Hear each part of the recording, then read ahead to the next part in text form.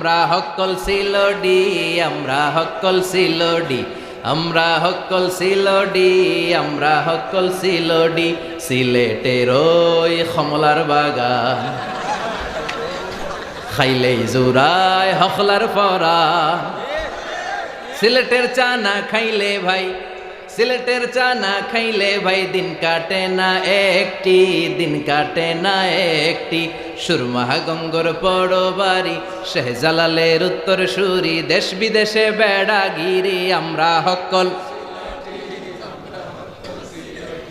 আমরা হক্কল সিলোডি, আমরা হক্কল সিলোডি। ঠিক কিনা?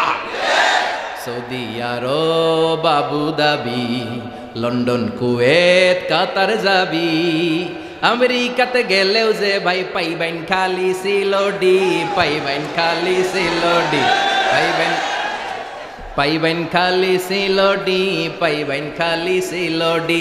সুরমা গঙ্গর পড়ো বাড়ি, শেহজালালের উত্তর সুরি, দেশ বিদেশে বেড়াগিরি, আমরা হক্কল সিলোডি, আমরা হক্কল সিলোডি। ইন্নাল হামদুলিল্লাহ, ইন্নাল হামদুলিল্লাহি নাহমাদুহু ওয়া নাস্তাঈনুহু ওয়া নাস্তাগফিরুহু ওয়া নু'মিনু বিহি ওয়া নাতাওয়াক্কালু আলাইহি ওয়া নাউযু বিল্লাহি মিন শুরুরি আনফুসিনা ওয়া মিন সাইয়্যাতি আ'মালিনা মান ইয়াহদিহিল্লাহু ফালা মুদিল্লা লাহু ومن يضلل فلا هادي له أي فلن تجد له وليا مرشدا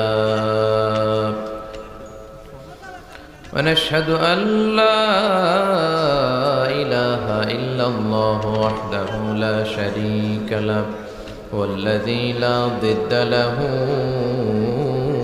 ولا ند له لا مثل له ولا مثيل له لا وزير له ولا كفيل له لا شبه له ولا شبيه له لا ولد له ولا والد له وهو الواحد الفرد الصمد لم يلد ولم يولد ولم يكن له كفوا أحد ونشهد أن سيدنا ونبينا وحبيبنا وبشيرنا ونذيرنا وطبيبنا وطبيب أرواحنا وحبيبنا وحبيب ربنا محمدا عبد الله ورسوله أرسله بالحق بشيرا ونذيرا وداعيا إلى الله بإذنه وسراجا منيرا أما بعد فقد قال الله تعالى في كلامه المجيد وفي فرقانه الحميد أعوذ بالله من الشيطان الرجيم بسم الله الرحمن الرحيم وإذ ابتلى إبراهيم ربه بكلمات فأتمهن قال إني جاعلك للناس إماما إن الله وملائكته يصلون على النبي يا أيها الذين آمنوا صلوا عليه وسلموا تسليما اللهم صل على محمد وعلى آل محمد كما صليت على إبراهيم وعلى آل إبراهيم إنك حميد مجيد اللهم بارك على محمد وعلى آل محمد كما باركت على إبراهيم وعلى آل إبراهيم إنك حميد مجيد সকল প্রশংসার মালিক কে? আল্লাহ। সকল ক্ষমতার উৎস কে? আল্লাহ। কেউ যেটা পারে না পারে কে? আল্লাহ। সে আল্লাহর জন্য পড়ছে আলহামদুলিল্লাহ। সবাই পড়ি রব্বানা লাকাল হামদ হামদান কাসীরান তাইয়িবান মুবারাকান ফীহি ইয়া রাব্বি লাকাল হামদু কামা ইয়ানবাগি লিজালালি ওয়াজহিকা ওয়া আযীমি সুলতানিকা লাকাল হামদু বিল ঈমান লাকাল হামদু বিল ইসলাম লাকাল হামদু বিল কুরআন। আমরা প্রশংসা করলাম কার? আল্লাহ। সব সময় প্রশংসা করতে হবে কার? আল্লাহ। খাওয়ার সময় আল্লাহ, ঘুমানোর সময় আল্লাহ, মারামারির সময়। মারামারি করতে মনে চায়? হ্যাঁ, বৃষ্টির দিনে মারামারি করতে ভালোই লাগে না? মারামারিও যদি আমরা করি সেটাও আমরা করব আল্লাহর জন্য, ঠিক কি না? কারণ আমাদের সবটাই তো আল্লাহর জন্য। ইন্না সলাতি ওয়া নুসুকি ওয়া মাহইয়ায়া ওয়া মামাতি লিল্লাহি রাব্বিল আলামিন। আমাদের সালাত, আমাদের যাকাত, আমাদের হজ, আমাদের সব ইবাদত, এমনকি আমাদের জীবন, আমাদের মরণ সবটাই কার জন্য? আল্লাহ। এজন্য আমরা মারামারিও যদি করি করব কার জন্য? আল্লাহ। আল্লাহর জন্য মারামারি করলে সওয়াব আছে না নাই? আল্লাহর জন্য যে কাজই করি ওই কাজের প্রতিদান আছে না নাই? আমরা সব সময় আল্লাহর প্রশংসা করব। আর আল্লাহর প্রশংসা আর নেয়ামতের শুকরিয়া করলে নেয়ামত বাড়িয়ে দেয় কে? প্রশংসা না করলে, শুকর গুজার না হলে নেয়ামত যেগুলো দিয়েছে এগুলো কেড়ে নিবে কে? এজন্য সবসময় আল্লাহর প্রশংসা করতে রাজি আছেন তো? আমরা যেন বেশি বেশি আল্লাহর প্রশংসা করতে পারি, আল্লাহ তুমি তৌফিক দাও। আরো জোরে পড়ি আমিন। যে দেশে আল্লাহু আকবার ধ্বনির সাথে সূর্য ওঠে, যে দেশে আল্লাহু আকবার ধ্বনির সাথে সূর্য ডোবে, যে দেশে ভর দুপুরে সূর্যটা যখন মাথার উপরে থাকে তখনও জোহরের আজান ধ্বনিত হয়, সে দেশে আর কিছু থাকবে না থাক ইসলাম থাকবেই, আর কিছু থাকবে না থাক আমার কোরআন থাকবেই। এজন্য আমরা যেন সব সময় কোরআনের পক্ষে থাকতে পারি, আল্লাহ তুমি তৌফিক দাও। ইসলামের পক্ষে থাকলেই লাভ। কথা বলেন, ইসলামের পক্ষে থাকলে আমাদের মর্যাদা বাড়িয়ে দিবে কে? আল্লাহ। সাইয়েদনা ওমর ফারুক বলতেন, নাহনু কওমুন আ'আজ্জানাল্লাহু বিল ইসলাম। আমরা তো এমন জাতি যে জাতিকে আল্লাহ ইসলাম দিয়ে সম্মানিত করেছে। ফাইন ইবতাগাইনাল ইজ্জাতা বিগাইরিহি আযাল্লানাল্লাহ। ইসলাম ছেড়ে দিয়ে অন্য কোথাও যদি আমরা সম্মান খুঁজি আমাদেরকে অপদস্থ করবে কে? সম্মান দেওয়ার মালিক কে? অপমান করার মালিক কে? এজন্য ইসলামের বিজয়কে কি ঠেকিয়ে রাখা যাবে? কথা বলেন। গোটা বিশ্বে এখন ইসলামের গণজোয়ার, হাজার হাজার লোক কালিমা পড়ে পড়ে অন্য ধর্ম ত্যাগ করে দিয়ে ইসলাম ধর্মে ঢুকে যাচ্ছে। নজির আছে না নাই? গত কয়েক সপ্তাহ আগে আমরা দেখলাম এক ডাচ পলিটিশিয়ান যে কোরআনকে গালি দিয়েছিল, বলেছিল কোরআন ইজ এ পয়জন, কোরআন নাকি একটা বিষ। সে বলেছিল ইসলাম ইজ এ লাই, ইসলাম হচ্ছে একটা মিথ্যা ধর্ম। নাউজুবিল্লাহ পড়বেন না? ইসলামের ব্যাপারে যার এত অ্যালার্জি, যার এত জ্বালা, এত যন্ত্রণা, এই লোকটাই 3-4 সপ্তাহ আগে কালিমা পড়ে মুসলমান হয়ে গিয়েছে। এভাবে আপনি একটু যদি চোখ কান খোলা রাখেন দেখবেন যে ইউরোপ আমেরিকাতে ইসলামের গণজোয়ার। ধারণা করা হচ্ছে 2070 সালে মুসলমানদের রেশিও বেড়ে যাবে, খ্রিস্টানদের রেশিও কমে যাবে। 2100 সালের ব্যবধানে গোটা বিশ্বব্যাপী এই ইউরোপ আমেরিকাতে এখন যাদেরকে আমরা সুপার পাওয়ার হিসেবে কনসিডার করি, ওখানে খ্রিস্টান খুঁজে পাওয়া যাবে না, সব মুসলমান হয়ে যাবে। চিল্লায় পড়েন আল্লাহু আকবার।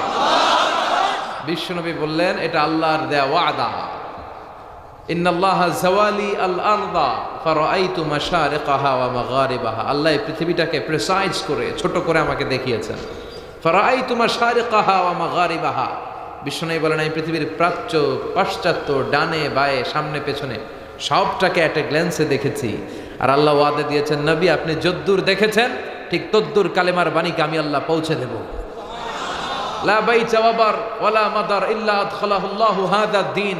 এই পৃথিবীর বুকে এমন কোনো ছনের ঘর থাকবে না, টিনের ঘর থাকবে না, বিল্ডিং থাকবে না, এমন কোনো এলাকা থাকবে না, এমন কোনো মরুচর থাকবে না, মরুদ্যান থাকবে না, এমন কোনো জঙ্গল থাকবে না যেখানে কালিমার বাণী পৌঁছবে না।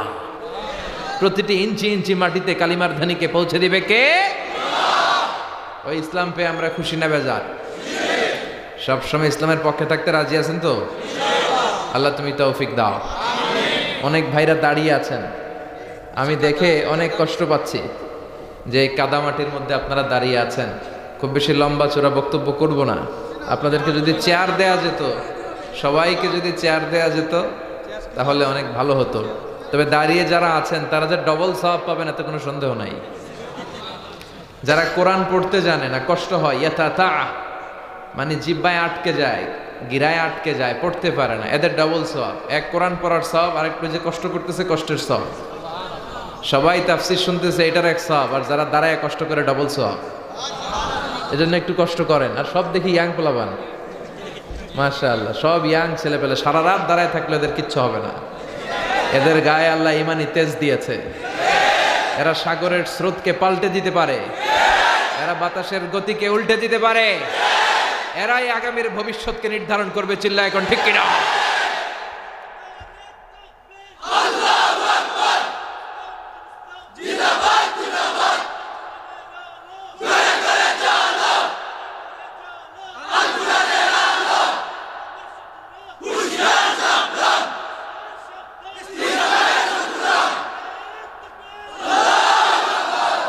ইসলামের উজ্জ্বল ভবিষ্যৎ যে এদেশে সুনিশ্চিত, এটাই তার প্রমাণ। আমি সব সময় বলি যুবকরা যদি ইসলামের পক্ষে থাকে তাহলে এটা বাংলাদেশের জন্য কল্যাণকর। যুবকরা যদি কোরআনের পক্ষে থাকে তাহলে আমার লাল সবুজের পতাকা নিরাপদে থাকবে। যুবকরা যদি হকের পক্ষের বীর সেনানী হিসেবে দায়িত্ব পালন করে তাহলে কোনো রক্তচক্ষু এদেশে কোনো বেশি সুবিধা করতে পারবে না। চিল্লা এখন ঠিক কিনা?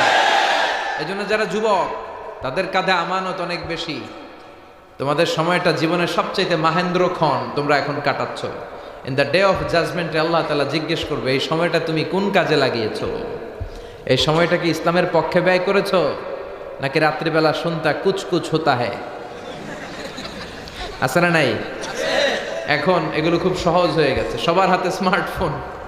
ইচ্ছে মতো হিন্দি গান শোনে, ইচ্ছে মতো মুভি দেখে, পর্নোগ্রাফি দেখে। প্রিয় ভাইয়েরা, তুমি জান্নাতি হবা না জাহান্নামী হবা, দ্য ডিসিশন ইজ ইয়োর্স। সিদ্ধান্ত তোমার। তোমার এই দুর্বল সিদ্ধান্ত, তোমার এই দুর্বল চিত্ত তোমার জাহান্নামের টুকরা বানিয়ে দিবে। আর তোমার শক্ত সিদ্ধান্ত তোমার আল্লাহওয়ালা বানাবে, তোমার জান্নাতি বানাবে। The people of paradise and the people of hell fire they never be equal. সমান নয়, জান্নাতি আর জাহান্নামী সমান নয়। The people of paradise gain the ultimate success in life. যারা জান্নাতি তারাই সফল কাম। চিল্লায় বলেন ঠিক কিনা? এই মানুষের মতো মানুষ হওয়াটা বড্ড কঠিন। বাড়ছে জনসংখ্যা, কমছে মানুষ। কথা বলেন? তার মানে এই যে 700 কোটি 600 কোটির কথা আমরা বলি সবগুলা মানুষ না, সবগুলা মানুষ নয়, এগুলো জনসংখ্যা। কিন্তু কোরআন এসেছে আমাদেরকে মানুষের মতো মানুষ বানাতে। গরুর পেট থেকে বেরোলে ওটারে গরু বলি আমরা, ওটা গরু হয়ে যায়। ছাগলের পেট থেকে বেরোলে ওটা ছাগল হয়ে যায়। কিন্তু মানুষের পেট থেকে বেরোলে ওটা মানুষ হয় না, ওটার মানুষ বানাইতে হয়, তাই না? আবার দেখবেন গরুকে কেউ বলে না তুই গরুর মতন গরু হ, বলে? মৌলভীবাজারে মনে হয় বলে। ছাগলরে কেউ বলে না তুই ছাগলের মতো ছাগল হ। শুধু আমরাই এমন এক সৃষ্টি মানুষ, এই মানুষকে বলা হয় তুই মানুষের মতো মানুষ হ। এই দায়িত্বটা নিয়েছে কোরআন। এই কোরআন এসেছে আমাদেরকে মানুষের মতো মানুষ বানাতে, আলোকিত মানুষ করতে। কিতাবুন আনজালনাহু ইলাইকা, সূরা ইব্রাহিম, কিতাবুন আনজালনাহু ইলাইকা লিতুখরিজান নাসা মিনায-যুলুমাতি ইলান নূর। I've revealed this holy and sacred book unto you in order to lead the mankind out of darkness into the light. ও নবী, আমি আপনার কাছে এই মহাগ্রন্থ কোরআনকে পাঠিয়েছি অন্ধকারচ্ছন্ন মানুষগুলোরে আলোকিত মানুষ বানানোর জন্য, অনেকগুলো অন্ধকার থেকে একটা নূর বা আলোর দিকে নিয়ে যাওয়ার জন্য, ঠিক কিনা? এজন্য কোরআন পড়লে, কোরআন মানলে ওই লোকটা ভদ্র হয়, ওই লোকটা আল্লাহওয়ালা হয়, ওই লোকটা দেশপ্রেমিক হয়, ওই লোকটা টেন্ডারবাজ হয় না, ওই লোকটা চাঁদাবাজ হয় না, ওই লোকটা কখনো দুর্নীতি করে না, ওই লোকটা সরকারি টেবিলের উপর দিয়া নিচ দিয়া ঘুষের আদান প্রদান করে না, ওই লোকটা ধর্ষণ করে না, ছিনতাই করে না, এই লোকটা কখনো খাদ্যে ভেজাল দেয় না, মাছে ফরমালিন দেয় না, ওজনে কম দেয় না, কারণ সে মানুষের মতো মানুষ, ঠিক কিনা? এখানে আলো কমে গেল কেন? এখানে কি হ্যাঁ আসবে আসবে জেনারেটর আসতেছে। তো এই জন্য আমরা যেন কোরআনের সাথে সম্পর্ক বাড়াই। এই বাংলাদেশে এই তাফসির মাহফিলের যেই রেওয়াজ বা কালচার, এটা পৃথিবীর কোথাও নাই। এই তেরপাল বিছানো, এই প্রধান বক্তার আগমন, শুভেচ্ছার স্বাগতম, এলাকাবাসীর পক্ষ থেকে লাল গোলাপ শুভেচ্ছা, এক জায়গায় লাল গোলাপ ফুল পাই না, খালি প্লাস্টিকের ফুল, ওই যে দেখেন। কিন্তু তাজা তাজা লাল গোলাপ দেয় না করে, খুব কম, মাঝে মাঝে কিছু কিছু জায়গায় অ্যারেঞ্জ করে, কিন্তু খুব বলে যে লাল গোলাপের শুভেচ্ছা। তো এই যে আমাদের ট্র্যাডিশন, এটা আমাদের বাংলাদেশের ট্র্যাডিশন। শীতকালে বৃষ্টি হোক, ঝড় হোক, তুফান হোক, আমরা ছুটে যাই কোরআন থেকে শুনতে। পৃথিবীর অন্যান্য দেশে হয় শর্ট তাস্কিরা, খুব অল্প সময়ের, half an hour. The lecturer will come in the conference room, he deliver his lecture or conduct the presentation, then the audience will start to throw the question to the speaker. উনি একটা ছোট্ট বক্তব্য দেয়, এরপর সবাই প্রশ্ন, QA বলে এটাকে, questioning answering session. Then they all go out, finish. কিন্তু এরকম বিকেল থেকে অনেক আলোচকরা আসবে, আলোচকের শেষ নাই, 4-5 জনকে তো এরকম পোস্টারে নাম দেয়, এরপর লেখা থাকে আরো অন্যান্য ওলামায়ে কেরামগণ বয়ান করবেন, ঠিক কিনা? তো এই ট্র্যাডিশনটা কিন্তু অন্য জায়গায় নাই। It's a blessings, it's a রাহমা, এটা আল্লাহর পক্ষ থেকে বারাকা। এজন্য আমি সবসময় বলি যে তাফসির মাহফিলটারে ক্লাস মনে করতে হবে। কি মনে করতে হবে? ধরে ধরে খুঁটে খুঁটে এগুলো যাতে আমরা বুঝে নিই যে এটা দ্বারা আল্লাহ এটা বুঝিয়েছেন, এটা থেকে আমাদের জীবনে এই শিক্ষা, তাহলে জীবনটার আলোকিত করবে কে? আল্লাহ। আমরা যেন মানুষের মতো মানুষ হতে পারি, আমরা যেন আলোকিত মানুষ হতে পারি।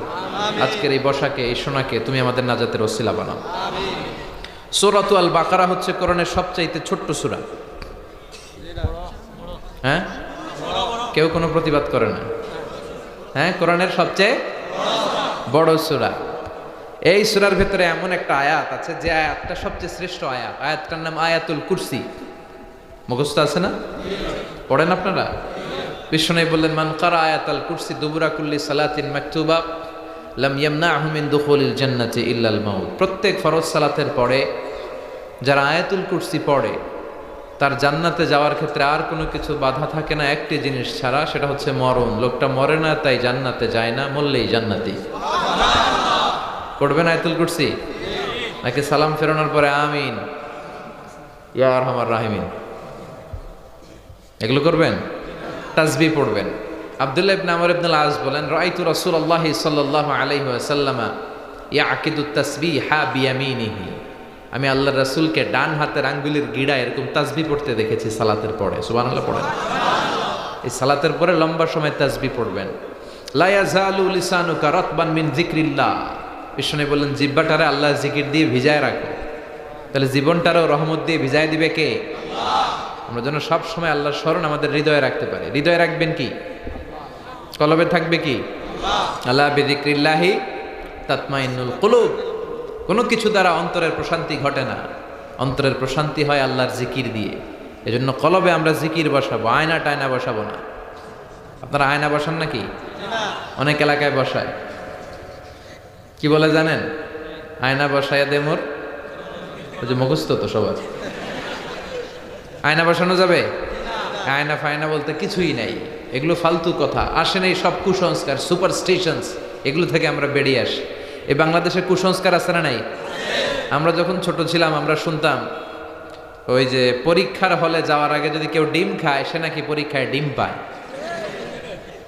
মৌলভীবাজারে আলহামদুলিল্লাহ এগুলো বলে টলে না? হ্যাঁ বলে? আসলে কিন্তু ভুয়া কথা, এগুলো কোরআনেও নাই হাদিসেও নাই। পরীক্ষার হলে যাওয়ার আগে ডিম বেশি বেশি খাবে। আমি যত পরীক্ষা দিয়েছি জীবনে, সব পরীক্ষার দিন সকালে ডিম খেয়ে যেতাম, পরীক্ষা দিয়েই ফার্স্ট হয়ে যেতাম। তার মানে প্রমাণ হলো এটা ভুয়া কথা, ঠিক কিনা? এরপর দেখেন ছোটবেলা শুনতাম যার মাথার মধ্যে 2 গিট আর 2 বিয়া আছে এই এলাকাতেও। হ্যাঁ, এগুলো বিশ্বাস করবেন? আর মা বোনেরা যাদের কারণে আমার মাইকের আওয়াজ যায়, এগুলো বিশ্বাস করা যাবে? এরপরে জট কলা পাওয়া যায় মৌলভীবাজারে। এইটার ব্যাপারে একটা সুপারস্টিশন আছে যে জট কলা খাওয়া যাবে না, এবং এটার দামও কম। মানে একটার দাম দিয়ে 2টা পাওয়া যায়। কথা কন, এই জট কলা খাইলে নাকি 2 বাচ্চা হয় একসাথে। এই কথাটা ছোটবেলা শুনে আমার কাছে খুব ইন্টারেস্টিং মনে হতো। আমি বলতাম তাহলে তো আরো ভালো, একবারে 2 কাম সারলো। মানে 2 বারের কষ্টের যে জ্বালা, আল্লাহ বলেছেন ওয়াহানান আলা ওয়াহান, বোঝার পরের বোঝা, এটা বাবা সহ্য করে না, সহ্য করে কে? আহা, 2 বছর দুধ বাবা খাওয়ায় না, খাওয়ায় কে? ওগো মা তুমি এই ধরনের শ্রেষ্ঠ নেয়ামত, তোমারই পদতলে রয়েছে জান্নাত। ওগো মা তুমি এই ধরনের শ্রেষ্ঠ নেয়ামত, তোমারই পদতলে রয়েছে জান্নাত। ঠিক কিনা? এই মা কষ্টটা সহ্য করে। তো 2 বার 2 বাচ্চা হওয়ার চেয়ে একবারই যদি মায়ের পেটে 2টা হয়ে যায়, কষ্ট কমলো না? মুমিনরা এরকম বুদ্ধিমত্তার সাথে কাজ করে, তারা কষ্ট বেশি পোহাতে চায় না। তো এজন্য এরকম অনেক খুঁজলে আপনি পাবেন যেগুলোর সাথে ইসলামের আদৌ, আমাদের আকীদার, আমাদের ধর্ম বিশ্বাসের কোনো সম্পর্ক নাই। এগুলো যা আছে এগুলো থেকে আমরা বেরিয়ে আসবো, আল্লাহ তুমি তৌফিক দাও। তাহলে সূরাতুল বাকারা কোরআনের সবচেয়ে ছোট সূরা না বড় সূরা? সবচাইতে বড় সূরা। এটাকে বলা হয়েছে যিরওয়াতু সানামিল ইসলাম। ওটের মধ্যে, ওটের পিঠটা দেখবেন এরকম উঁচু, এটারে ওটের কুঁজ বলে। কি বলে? এই ওটের কুঁজের সাথে বিশ্বনবী সূরাতুল বাকারাকে তুলনা করেছে। সুবহানাল্লাহ পড়েন। ওটের সবচেয়ে উঁচু অংশ হচ্ছে ওটের পিঠের কুঁজ। আবার আমাদের দেশে কুরবানির গরুকে এমন নাদুস নাদুস করে খাওয়ায়, এটার পিঠে একটা কুঁজ ওঠে। কথা কন। এই কুঁজটা যেহেতু ওটের সবচেয়ে উঁচু, বিশ্বনবী বললেন সূরাতুল বাকারাটাও সব সূরার চেয়ে সবচেয়ে উঁচু সূরা, সবচেয়ে বড় সূরা। চিল্লায় পড়েন আল্লাহু আকবার। এই বাকারার সূরাতু আল বাকারার 124 নম্বর আয়াতে আল্লাহ তাআলা উনি ওনার প্রিয় নবী, রাসূল এবং খলিল সৈয়দনা ইব্রাহিম আলাইহিস সালামের জীবনীতে কি কি ঘটিয়েছেন তার একটা ইঙ্গিত দিয়েছেন। আসুন এই ইঙ্গিত থেকে আমরা আমাদের জীবনের পাথেও কুড়িয়ে নেই, আমরা আমাদের জীবনের জন্য মেসেজগুলো নোট করে নেই, আমরা আমাদের জীবনের জন্য রিমাইন্ডারগুলো নিয়ে জীবনটারে আলোকিত করি। রাজি আছেন তো? আল্লাহ বললেন ওয়াইয ইবতালা ইব্রাহিমা রাব্বু, বিশ্বনবীকে ডাক দিলেন, ও নবী স্মরণ করেন সেই সময়ের কথা যখন আপনার রব সাইয়েদনা ইব্রাহিম আলাইহিস সালামকে কিছু পরীক্ষা নিয়েছিল। বিকালিমাতিন, অনেকগুলো বাক্যের, অনেকগুলো বিষয়ের। ফাআতাম্মাহুন্না, আর সাইয়েদনা ইব্রাহিম প্রতিটা বিষয়ের পরীক্ষায় সফলতার সাথে উত্তীর্ণ হয়ে গেলেন। ক্বালা, আল্লাহ বললেন ইন্নী জাইলুকা লিন-নাসি ইমামা, ইব্রাহিম আমি মানুষের জন্য তোমারে নেতা বানায় দিলাম। সুবহানাল্লাহ পড়েন। নেতা হওয়া এত সোজা না, খালি মাইকে অ্যানাউন্স করলে আর নেতৃত্ব চাইলেই নেতা হওয়া যায় না। নেতা হতে হলে নিজেকে প্রমাণ করে করে নেতা হতে হয়। বিশ্বনবী যেমন নেতা ছিলেন, তিনি মক্কার জমিনে কষ্ট করেছেন, ডিফেন্সিভ অ্যাটিটিউডে চলেছেন, মানবতার বন্ধু ছিলেন, সমাজ সংস্কারক ছিলেন, গণমানবের নেতৃত্ব দিয়েছেন। মদিনাতে যে মদিনায় সর্বপ্রথম খাদ্য সমস্যার সমাধান করেছেন, মদিনাতে কয়েকটা কমিউনিটি ছিল সেখানে সিকিউরিটি নিশ্চিত করেছেন। এইভাবে ওনারা নেতৃত্ব দিয়েছিলেন। চিল্লায় বলেন ঠিক কিনা? ঘরে বসে বসে আর লম্বা বক্তব্য দিলে নেতা হওয়া যায় না। সাইয়েদনা ইব্রাহিম আলাইহিস সালাম এমনি নেতা হন নাই, কষ্টি পাথরে যাচাই করে করে আল্লাহ তাআলা ওনাকে বাছাই করেছেন। আল্লাহ বললেন ইব্রাহিম তোমার আমি অনেকগুলো পরীক্ষা করেছি জীবনে, আর তুমি তো সবগুলা পরীক্ষায় পাশ করেছো। এই আয়াত দিয়ে আল্লাহ তাআলা বিশ্বনবীকে সান্ত্বনা দিচ্ছেন আর বুঝাতে চাচ্ছেন, ও নবী আপনার জীবনে পরীক্ষা, আপনি তায়েফের জমিনে যে পাথরের আঘাত খেয়েছেন, বিশ্বনবী পাথরের আঘাত খায় নাই। খেয়ে না খেয়ে দিন প্রচারের কাজে নিজেকে দিয়েছ বিলিয়ে, তায়েফের কাফিরেরা চিনল না সে আলো, দুষ্ট ছেলেদের পিছু দিল লেলিয়ে। পাথরের আঘাতে ক্ষত বিক্ষত হয়ে, সারা শরীর থেকে রক্ত ঝরে। হে রাসূল তোমাকে ভুলি আমি কেমন করে। ঠিক কি না? পাথরের আঘাত খেয়েছে বিশ্বনবী। সালাতে দাঁড়ালে এই পেয়ারা নবীর কাঁধে পচা উটের নারিয়ার ভুঁড়ি চাপিয়ে দেয়া হতো, একের পর এক গালবন্ধ করা হতো, গণক বলে গালি দেয়া হতো, মুহাম্মদ তুমি গণক, আনতা কাহিন, গণক, আনতা মাজনুন তুমি পাগল, আনতা শায়ের তুমি কবি, আনতা আবতার তুমি লেস কাটা, তোমার কোনো ছেলে নাই, তোমার নাম ডাক নেয়ার মতো কেউ নাই। কত বড় ডাকাত! বিশ্বনবীর নাম ডাক নেয়ার মতো নাকি কেউ নাই? গোটা বিশ্বে এমন কোন মানুষ আছে যে বিশ্বনবীর চিনে না? এমন কোন মুহূর্ত আছে যে মুহূর্তে বিশ্বনবীর উপর সালাতু সালাম যায় না? বরং যারাই বিশ্বনবীকে লেজ কাটা বলেছে ওদেরকে লেজ কাটা বানিয়ে দিয়েছে কে? বিশ্বনবী কশিনকালেও লেজ কাটা নয়। ওনার সুনাম, ওনার সুখ্যাতি, ওনার পার্সোনালিটি গোটা বিশ্বব্যাপী ছড়িয়ে দিয়েছে কে? গোটা বিশ্বে এখন সবচাইতে কিউরিওসিটি একটা নামের উপর, নামটা হচ্ছে MUHAMMAD, সাল্লাল্লাহু। আমার পরিচিত কিছু লোকেরা ইংল্যান্ডে তারা পরিচ্ছন্নতার কিছু অভিযান চালিয়েছিল, তাদের বুদ্ধিটা দেখে আমি অবাক হলাম। তারা পরিচ্ছন্ন অভিযানে কোনো কথা বলে না। এখানে কি হয়েছে দেখেন দেখেন, এইভাবেই থাকে না, তখন যেহেতু চলছে এখনো চলবে, আওয়াজ করবেন না, বিশৃঙ্খলা হলে অনেক সমস্যা, অনেক মানুষ হয়েছে।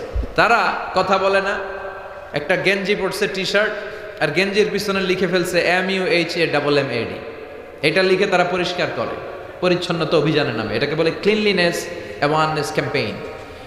তো এই যেই জায়গাগুলোতে ময়লা, লন্ডন সিটির লোকেরা ওখানে ময়লা টয়লা আর দেখে না, খুব পরিষ্কার জায়গাগুলো, কিরে সবার মনে ধারণা পরিষ্কার করলো কে? যে দেখে কিছু ছেলেরা করে, আর তারা কারোর সাথে কথা বলে না, পিঠের মধ্যে লেখা খালি মোহাম্মদ, লেখা কি?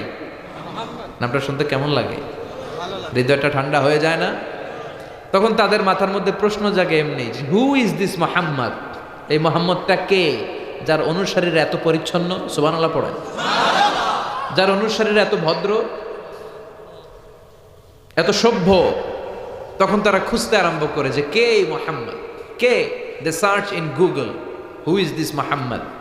দেন they find that Muhammad is the last messenger of Allah. তিনি আল্লাহর পাঠানো সবশেষ নবী, তারপরে কোনো নবী নাই। Who is this personality? কে সে? Let me try his biography. তার জীবনী খুঁজে বের করে, একটার পর একটা জীবনী ওয়েবসাইটে তারা পড়ে, তারা অবাক হয়ে যায়। তারা বলে যে এত সুন্দর মানুষ হতে পারে, এত চমৎকার ব্যক্তিত্ব হতে পারে। তারা নিজেরাই পরে বলতে বাধ্য হয়েছে যে as a father, as a teacher, as a law giver, as a law maker, as a reformer of the society, Muhammad is the superman of the world. স্বামী হিসেবে, নেতা হিসেবে, নবী হিসেবে, সমাজ সংস্কারক হিসেবে, আইন প্রণেতা হিসেবে মুহাম্মদ সাল্লাল্লাহু আলাইহি ওয়াসাল্লাম হচ্ছে একজন সুপারম্যান, যার কোনো তুলনা হয় না। তারা বলতে বাধ্য হয়েছে। তো এইভাবে বিশ্বনবীর সুনাম সুখ্যাতিকে গোটা বিশ্বের দরবারে ছড়িয়ে দিয়েছে কে? এই জন্য বিশ্বনবীরে আবতার বলো না, বিশ্বনবীরে লেস কাটা বলে কোনো লাভ হবে না, বিশ্বনবীর বিরুদ্ধে কার্টুন বানিয়ে লাভ হবে না, বিশ্বনবীর নামে ব্যঙ্গাত্মক করে ফিল্ম বানিয়ে কোনো লাভ হবে না, বিশ্বনবীর পারিবারিক জীবনে নিয়ে উল্টাপাল্টা কথা ব্লগের মধ্যে লিখে বেশি সুবিধা করতে পারবা না। বরং বিশ্বনবীর যারা গালি দিয়েছিস তোদের বংশকে নির্বংশ করে দেবে আল্লাহ।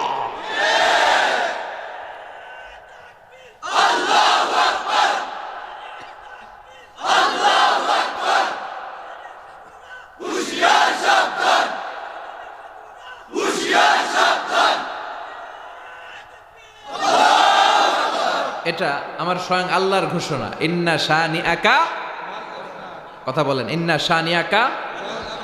ও নবী, আপনারা যারা গালি দেয় ওরাই লেস কাটা, ওদের বংশটাই আমি আল্লাহ নির্বংশ করে দেব। চিল্লায় বলেন ঠিক কিনা? আপনার সুনাম বিশ্বব্যাপী, আপনার জয়গান বিশ্বব্যাপী, আপনার উপর সালাত বিশ্বব্যাপী, আপনার প্রশংসা বিশ্বব্যাপী। ওরা মরে গেলে ওদের জন্য এক ফোঁটা চোখের পানি ফালানোর কেউ থাকবে না, ওদের নাম নিশানা নেওয়ার মতো কেউ থাকবে না। বরং আপনার সম্মানকে গোটা বিশ্বে আমি ছড়িয়ে দেব। আল্লাহু আকবার। রাফা'না লাকা যিকরাক, আপনার সম্মানকে, আপনার নামকে আমি এত উপরে নিয়েছি গো নবী, আমার নাম যেখানে আপনার নামও সেখানে। সুবহানাল্লাহ পড়বেন না? এজন্য বিশ্বনবীর আল্লাহ সান্ত্বনা দিচ্ছেন, নবী ভয় পাবেন না, চিন্তা করবেন না। ইসলামের পক্ষে যারাই থাকে তাদের এই কষ্টগুলো সহ্য করে আসতে হয়। আপনার পিতা সাইয়েদনা ইব্রাহিমও এই কষ্টের পথ পাড়ি দিয়েছে। আপনারে যেমনি গালি দেয়, আপনার পিতা সাইয়েদনা ইব্রাহিমকেও গালি দিয়েছে। এবং পরবর্তীতে আপনার প্রজন্ম যারা আসবে, আপনার পক্ষের শক্তি হিসেবে দুনিয়ায় যারা বেঁচে থাকবে, এদেরকেও গালিগুলো সহ্য করতে হবে, হজম করতে হবে। কিন্তু গালির ভার্সন চেঞ্জ হবে, গালিগুলো চলে যাবে না, গালি থাকবে। বিশ্বনবীরে গালি দেয়া হতো গণক, আমাদেরকে গালি দেয় কাঠমোল্লা বলে। বিশ্বনবীরে গালি দেয় কবি বলে, আমগরে গালি দেয় রাজাকার বলে। বিশ্বনবীকে গালি দেয় পাগল বলে, আমাদেরকে গালি দেয় যুদ্ধাপরাধী বলে। এই গালিগুলো থাকবে, কিন্তু এই গালিগুলো শুনে, এই ঝুঁকির পথ দেখে মুসলমানরা এই পথ থেকে এক পাও পিছপা হয় না। চিল্লায় বলেন ঠিক কিনা? বিশ্বনবীর এসে বলা হলো, সম্পদ চাও, সম্পদের পাহাড় দেব। সুন্দরী নারী চাও, নারীরা ললনার লাইন ধরবে। গদি চাও, গদিতে বসায় দেব। শুধু নতুন যেই দাওয়াতি কাজ শুরু করেছো, এটারে বন্ধ করে দাও। বিশ্বনবী বললেন, তোমাদের 3 দফা, আমার তো 1 দফা। লা ওয়াদাউ আশ-শামসা ফি ইয়ামিনি। সম্পদ, নারী আর ক্ষমতার চেয়ারের লোভ দেখাও, আরে আকাশের ওই জল জলে সূর্যটা যদি আমার ডান হাতে দিয়ে দাও। ওয়াল কামারা ফি ইয়াসারি। আর চাঁদটাকে যদি আমার বাঁ হাতে দিয়ে দাও। যেই পথে আমি নেমেছি, গোটা বিশ্বের কোনো পরাশক্তিও আমাকে এই পথ থেকে এক পা পিছনে নিতে পারবে না। কারণ মুমিন জানে তার মরণ একবার। কথা কন? যারা কাফের, মুশরিক, মুনাফিক, এরা দিনে মরে 10 বার। আর আমরা মৃত্যুরে ভয় পাই না, আমরা মৃত্যু কোথায় খুঁজে বেড়াই। মুমিন একবার মরে, মরার আগে সিংহের মতো হুঙ্কার আর গর্জন দিয়ে মরে। এজন্য বিশ্বনবীকে আল্লাহ তাআলা সান্ত্বনা দিচ্ছেন, নবী পেরেশান হবেন না। আপনার পিতা সাইয়েদনা ইব্রাহিমকে আমি পরীক্ষা নিয়েছি, আর প্রতিটা পরীক্ষায় আপনার পিতা ইব্রাহিম সফলতার সাথে উত্তীর্ণ হয়েছে। রব্বুল আলামিন বলেন, ওয়াইয ইবতালা ইব্রাহিম রাব্বুহু বিকালিমাতিন ফাতাম্মাহুন্না ক্বালা ইন্নী জাঈলুকা লিন-নাসি ইমামা। নবী স্মরণ করেন এই সময়ের কথা, যখন আমি আপনার পিতা ইব্রাহিমকে পরীক্ষা নিয়েছিলাম অনেকগুলো বিষয়ে, আর প্রতিটা পরীক্ষায় আপনার পিতা ইব্রাহিম সফলতার সাথে উত্তীর্ণ হয়েছে। প্রতিটা পরীক্ষায় গোল্ডেন A+। সুবহানাল্লাহ, বাড়িতে গিয়ে কইন প্রতিটা পরীক্ষায় গোল্ডেন A+। জিপিএ কথা কন, জিপিএ। প্রতিটা পরীক্ষায় পাশ করে তিনি আল্লাহর কাছ থেকে গ্লোবাল অ্যাওয়ার্ড নিয়েছে। গ্লোবাল অ্যাওয়ার্ড পায় না, ডক্টরেট ডিগ্রি পায় না। বিশ্বনবীকে আল্লাহ তাআলা সান্ত্বনা দিয়ে বলেছেন যে আপনার পিতা সাইয়েদনা ইব্রাহিম প্রতিটা পরীক্ষায় পাশ করেছে। I have tested him with some trials and Ibrahim successfully overcome all the trials and tests. Allah said, Ibrahim, I'm gonna make you the leader. সুবহানাল্লাহ পড়েন। আমি একটার পর একটা টেস্ট করেছি, সব টেস্টে পাস। আল্লাহ খুশি হয়ে বললেন, যাও, সবগুলাই যেহেতু পাস, তোমার নেতা বানাই দিলাম। আমাদের জীবনও পরীক্ষা আছে না নাই? আমাদের নবীদের জীবনে যেমনি ছিল, আমাদের জীবনেও থাকবে। চিল্লায় বলেন ঠিক কিনা? এটা সুন্নাতুল্লাহি ফিল আরদ, এভাবেই চলে। হকের পক্ষে যারা থাকবে তাদেরকে এতটুকু কষ্ট স্যাক্রিফাইসের সাথে সহ্য করে নিতে হবে। চিল্লায় এখন ঠিক কিনা? সাইয়েদনা ইব্রাহিমকে প্রথম পরীক্ষা নিলেন আল্লাহ, অগ্নি পরীক্ষা। কি পরীক্ষা? নামরুদ বলল, আগুনে ফেলবো, ইমান ছাড়ো। সাইয়েদনা ইব্রাহিম কয়, সব ছাড়মু, ইমান ছাড়মু না। আগুনে ফেলে দেয়া হলো, ইমান থেকে তাকে বিচ্যুত করা যায় নাই। তার মানে এই পরীক্ষায় তিনি পাশ করলেন। সুবহানাল্লাহ পড়েন। এরপর আল্লাহ দ্বিতীয় পরীক্ষা নিলেন, ইব্রাহিম, তোমার সন্তান, তোমার স্ত্রীকে মরুভূমিতে রেখে আসো। কোনো কথা না বলে স্ত্রী আর সন্তান মরুভূমি রেখে আসলেন। দুইজনকেই মরুভূমির বুকে রেখে আসলেন। দ্বিতীয় পরীক্ষায়ও পাস। সুবহানাল্লাহ পড়েন। 3 নম্বর পরীক্ষা নিলেন, ইব্রাহিম, দেখি দুইটাতে তো পাশ করলা, 3 নম্বরে কি অবস্থা, দেখি তোমার হৃদয়ে কার জন্য দরদ বেশি, আমার জন্য না তোমার সন্তানের জন্য। সাইয়েদনা ইব্রাহিম আলাইহিস সালাম 86 বছর বয়সে প্রথম সন্তানের বাবা হয়েছেন। সাইয়েদনা ইসমাইল যখন হয়, তখন সাইয়েদনা ইব্রাহিমের বয়স ছিল 86। কত? এই বড় লেখায় কেউ আসেনি যে 86 বছর বয়সে সন্তান হয়? হ্যাঁ, আহা, তার মানে এতগুলো বছর কাঁদতে কাঁদতে কাঁদতে কাঁদতে, দোয়া করতে করতে করতে করতে বয়স যখন 86, তখন কবুল হয়েছে। আর ওই কলিজার টুকরাটারে জবাই করতে বলা হলো। সাথে সাথে তলোয়ার নিয়ে গলার মধ্যে তিনি ছুরি লাগালেন।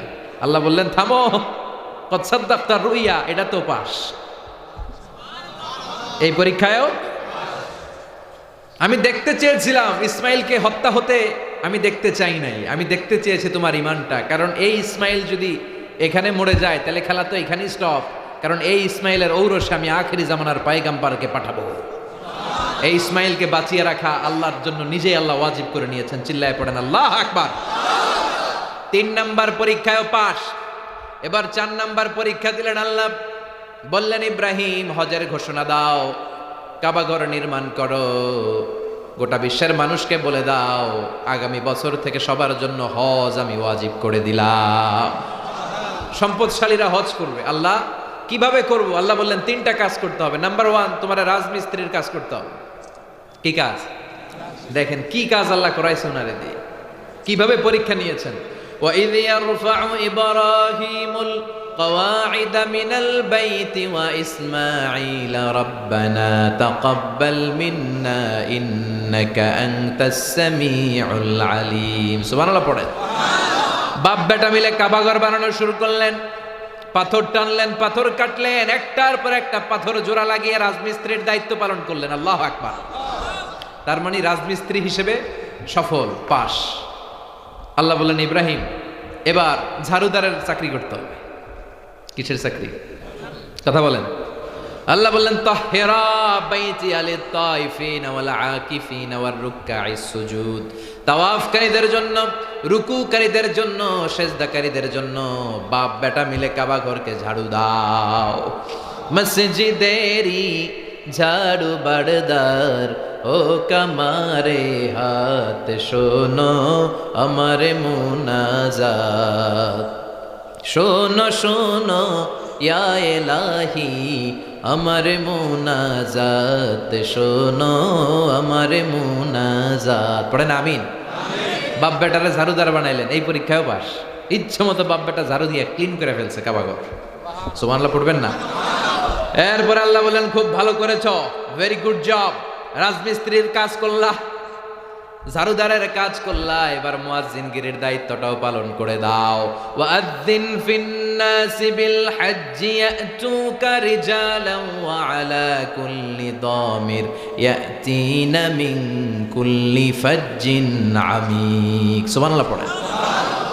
রাজমিস্ত্রি, ঝাড়ুদার সবটাই হয়েছে, এবার মুয়াজ্জিনগিরি করো। কি করো? তার মানে আজান দাও। আজানের অর্থ হচ্ছে ঘোষণা দেয়া, অ্যানাউন্সমেন্ট। আজান মানে কি? অ্যানাউন্সমেন্ট। ইব্রাহিম ঘর যে বানালা, হজের জন্য ঘর যে পরিচ্ছন্ন করলা, হজের ঘোষণা দাও। সাইয়েদনা ইব্রাহিম বললেন আল্লাহ জনমানব শূন্য এলাকা, মানুষ নাই, কোনো প্রাণী নাই, কোনো পাখি নাই, এই ভূমির ভেতরে, মরুভূমির ভেতরে কেউ নাই, কার সামনে হজের ঘোষণা দেব? আল্লাহ বললেন তুমি একটা পাথরের উপরে উঁচু জায়গায় দাঁড়িয়ে ঘোষণা দাও, তোমার ঘোষণাটা আমি আল্লাহ নিজ দায়িত্বে পৃথিবীর সবগুলো মানুষের কানে পৌঁছে দেব। উনি দিলেন আজান, আইয়ুহান নাস ইত্তাখাযাল্লাহু বাইতান ফাহাজ্জু। ও দুনিয়ার মানুষেরা, আল্লাহ একটা ঘর বানিয়েছে এবং আদেশ করেছে আজ থেকে এই ঘরে আসো তোমরা, প্রতি বছর জিলহজের ওই মাহেন্দ্রক্ষণে এসে এসে হজ করে যাও। ওই আওয়াজটা আল্লাহ পৃথিবীর সবার কানে তখন পৌঁছে দিলেন। আমরা তখন ছিলাম রুহের জগতে, পৃথিবীতে আসি নাই। আলামেল আরওয়াহে আমরা যারা ছিলাম আমাদের কানেও আল্লাহ পৌঁছে দিয়েছেন। আর আমরা যারা লাব্বাইক বলে আওয়াজ করতে পেরেছি তাদেরকে আল্লাহ হজ করার, উমরা করার নসিব করবেন। জোরে কোন ঠিক কিনা?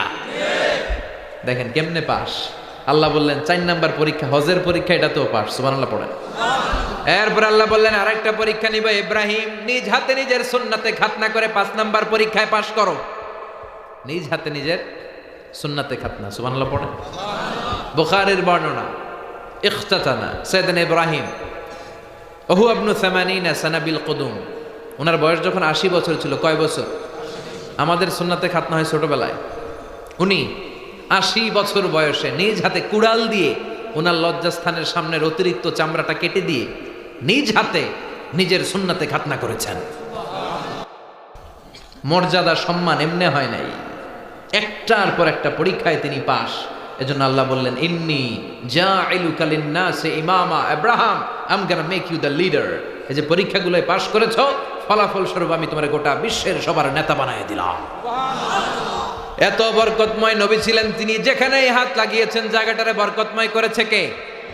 যেখানে পা লাগিয়েছেন বরকত দিয়ে পূর্ণ করেছে কে? তিনি যেই পাথরের উপর দাঁড়িয়ে কাবা ঘর নির্মাণ করলেন, ওই পাথরটারে আল্লাহ মুসল্লা বানায় দিলেন। ওয়াত্তাখিযু মিন মাকামি ইব্রাহিমা মুসাল্লা। আল্লাহ বললেন, ও গোটা বিশ্বের মুমিন বান্দা বান্দিরা, আমার ইব্রাহিমের দাঁড়ানোর জায়গাটারে তোমরা মুসল্লা বানিয়ে নাও। এটা আমাদের মুসল্লা, মাকাম ইব্রাহিম।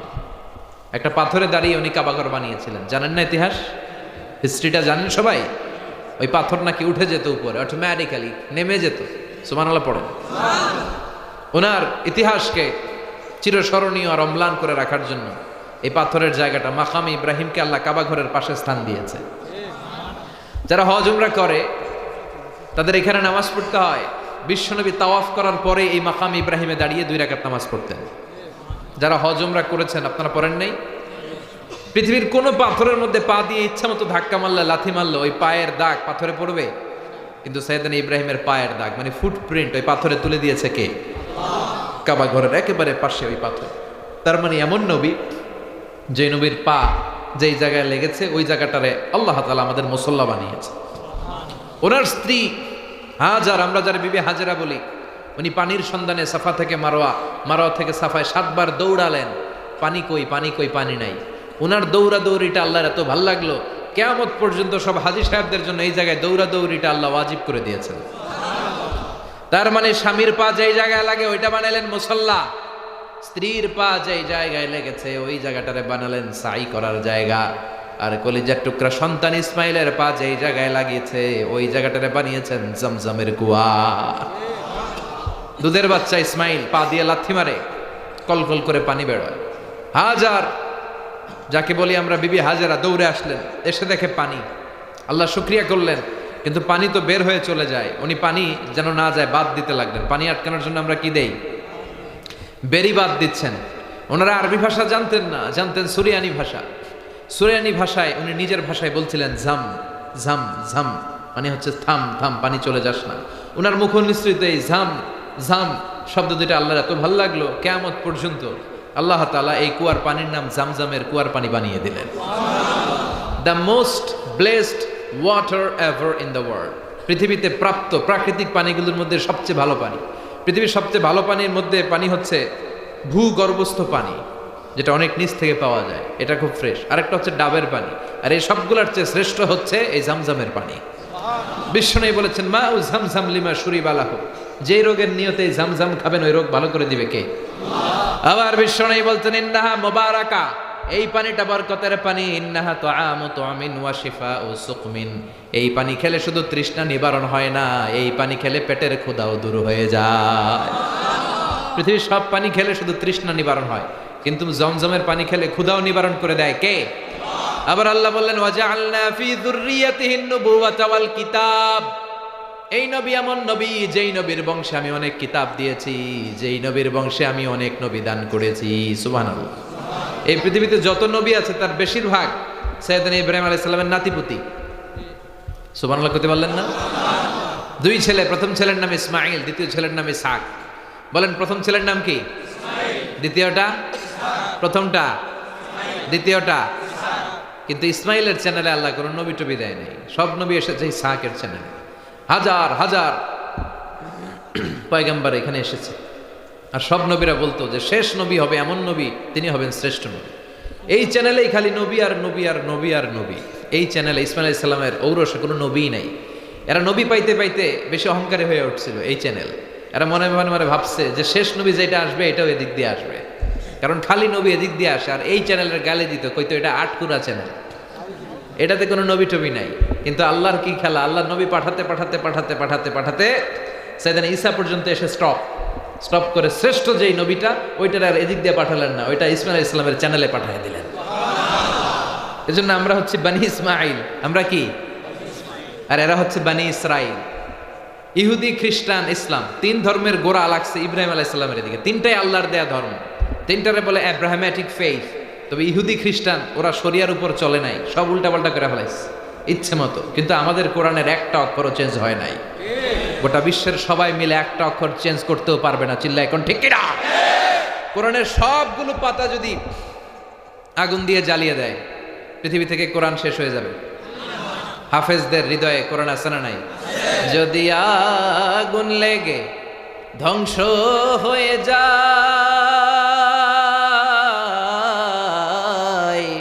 ধ্বংস হয়ে যায়, যদি আগুন লেগে যায় পুড়ে যায় পৃথিবীর সব বইয়ের দোকান, বিশ্ব থেকে হারাবে না পবিত্র কোরআন, বিশ্ব থেকে হারাবে না পবিত্র কোরআন। ঠিক কি না? সব জ্বালিয়ে দেওয়া যাবে, লাইব্রেরিগুলো, ছাপাখানাগুলো, কোরআনের প্রিন্ট কপিগুলো, কিন্তু আমাদের হাফেজ ভাইদের হৃদয়ে কোরআন আছে না নাই? গোটা বিশ্বের সবগুলো মুসলমানরা ব্রাশ ফায়ার করে না মারা পর্যন্ত কোরআন দূর করা যাবে? এটা সাময়িক পৃথিবী থেকে দূর হবে, কিন্তু লাউহে মাহফুজে এই কোরআনকে সংরক্ষণ করে রেখেছে কে? ইসমাইলের চ্যানেল, ইসহাকের চ্যানেল, এই সব চ্যানেলের নবী সাইয়েদনা ইব্রাহিম আলাইহিস সালামের নাতিপুতি। সুবহানাল্লাহ পড়েন। আবার আল্লাহ বললেন এই নবীদেরকে আমি কিতাব দিয়েছি। সাইয়েদনা ইব্রাহিমকে আল্লাহ কিতাব দিয়েছে, তবে এটার নাম আল্লাহ কোরআনে কিতাব বলে নাই। কোরআনে আল্লাহ বলেছে সাহিফা। ইন্না হাযা লাফিস সুহুফিল উলা সুহুফি ইব্রাহিম ওয়া মূসা। সুবহানাল্লাহ পড়েন। আবার আল্লাহ বললেন তিনি এমন নবী যিনি তোমাদেরকে মুসলমান নামকরণ করেছেন। আমরা সবাই মুসলিম। আমরা কি নাম করেছেন? আমাদের জাতির পিতা ইব্রাহিম। ঠিক কি না? মিল্লাত আবিকুম ইব্রাহিম ওয়া সাম্মাকুমুল মুসলিমিন। আমাদের জাতির পিতাকে জোরে কোন? আরো জোরে, আরো একবার। মনে থাকবে? জাতির পিতার নাম মনে থাকবে? সাইয়েদনা ইব্রাহিম আলাইহিস সালাম। চিল্লায় বলেন ঠিক কি না? এই নবী এমন নবী, আল্লাহ বললেন ইন্না ইব্রাহিম লা হালিমুন আওয়াহুম মুনিব। আমার ইব্রাহিম ছিল সহনশীল, আমার ইব্রাহিম ছিল বিনয়ী, আমার ইব্রাহিম ছিল ভদ্র। আমরাও যারা ইব্রাহিম আলাইহিস সালামের অনুসারী, আমাদেরকেও বিনয়ী হওয়ার দরকার আছে না নাই? সহনশীল হওয়ার দরকার আছে না নাই? কিন্তু আমাদের মধ্যে অস্থিরতা খুব বেশি। কথা বলেন। জি হয় না? জি হয়, জি হয় বলেন সবাই। জি হয়। কি সুন্দর ভাষা, সিলেটের ভাষা, সিলোডি। ঠিক কিনা? সুরমাহা গঙ্গর পরবারি, এরপর কি? শাহজালালের উত্তর সুরি, দেশ বিদেশে বেড়াগিরি, আমরা হক্কল সিলোডি, আমরা হক্কল সিলোডি, আমরা হক্কল সিলোডি, আমরা হক্কল সিলোডি। সিলেটের ওই কমলার বাগান, খাইলেই জুরায় হকলার পরা। সিলেটের চা না খাইলে ভাই, সিলেটের চা না খাইলে ভাই দিন কাটে না একটি, দিন কাটে না একটি। সুরমাহা গঙ্গর পড়বারি, শাহজালালের উত্তর সুরি, দেশ বিদেশে বেড়াগিরি, আমরা হক্কল, আমরা হক্কল সিলোডি, আমরা হক্কল সিলোডি। ঠিক কি না? Saudi Arab, Abu Dhabi, London, Kuwait, Qatar যাবি, আমেরিকাতে গেলেও যে ভাই পাইবেন খালি সিলোডি, পাইবেন খালি সিলোডি, পাইবেন, পাইবেন খালি সিলোডি, পাইবেন খালি সিলোডি। সুরমাহা গঙ্গর পড়বারি, শাহজালালের উত্তর সুরি, দেশ বিদেশে বেড়াগিরি, আমরা হক্কল সিলোডি,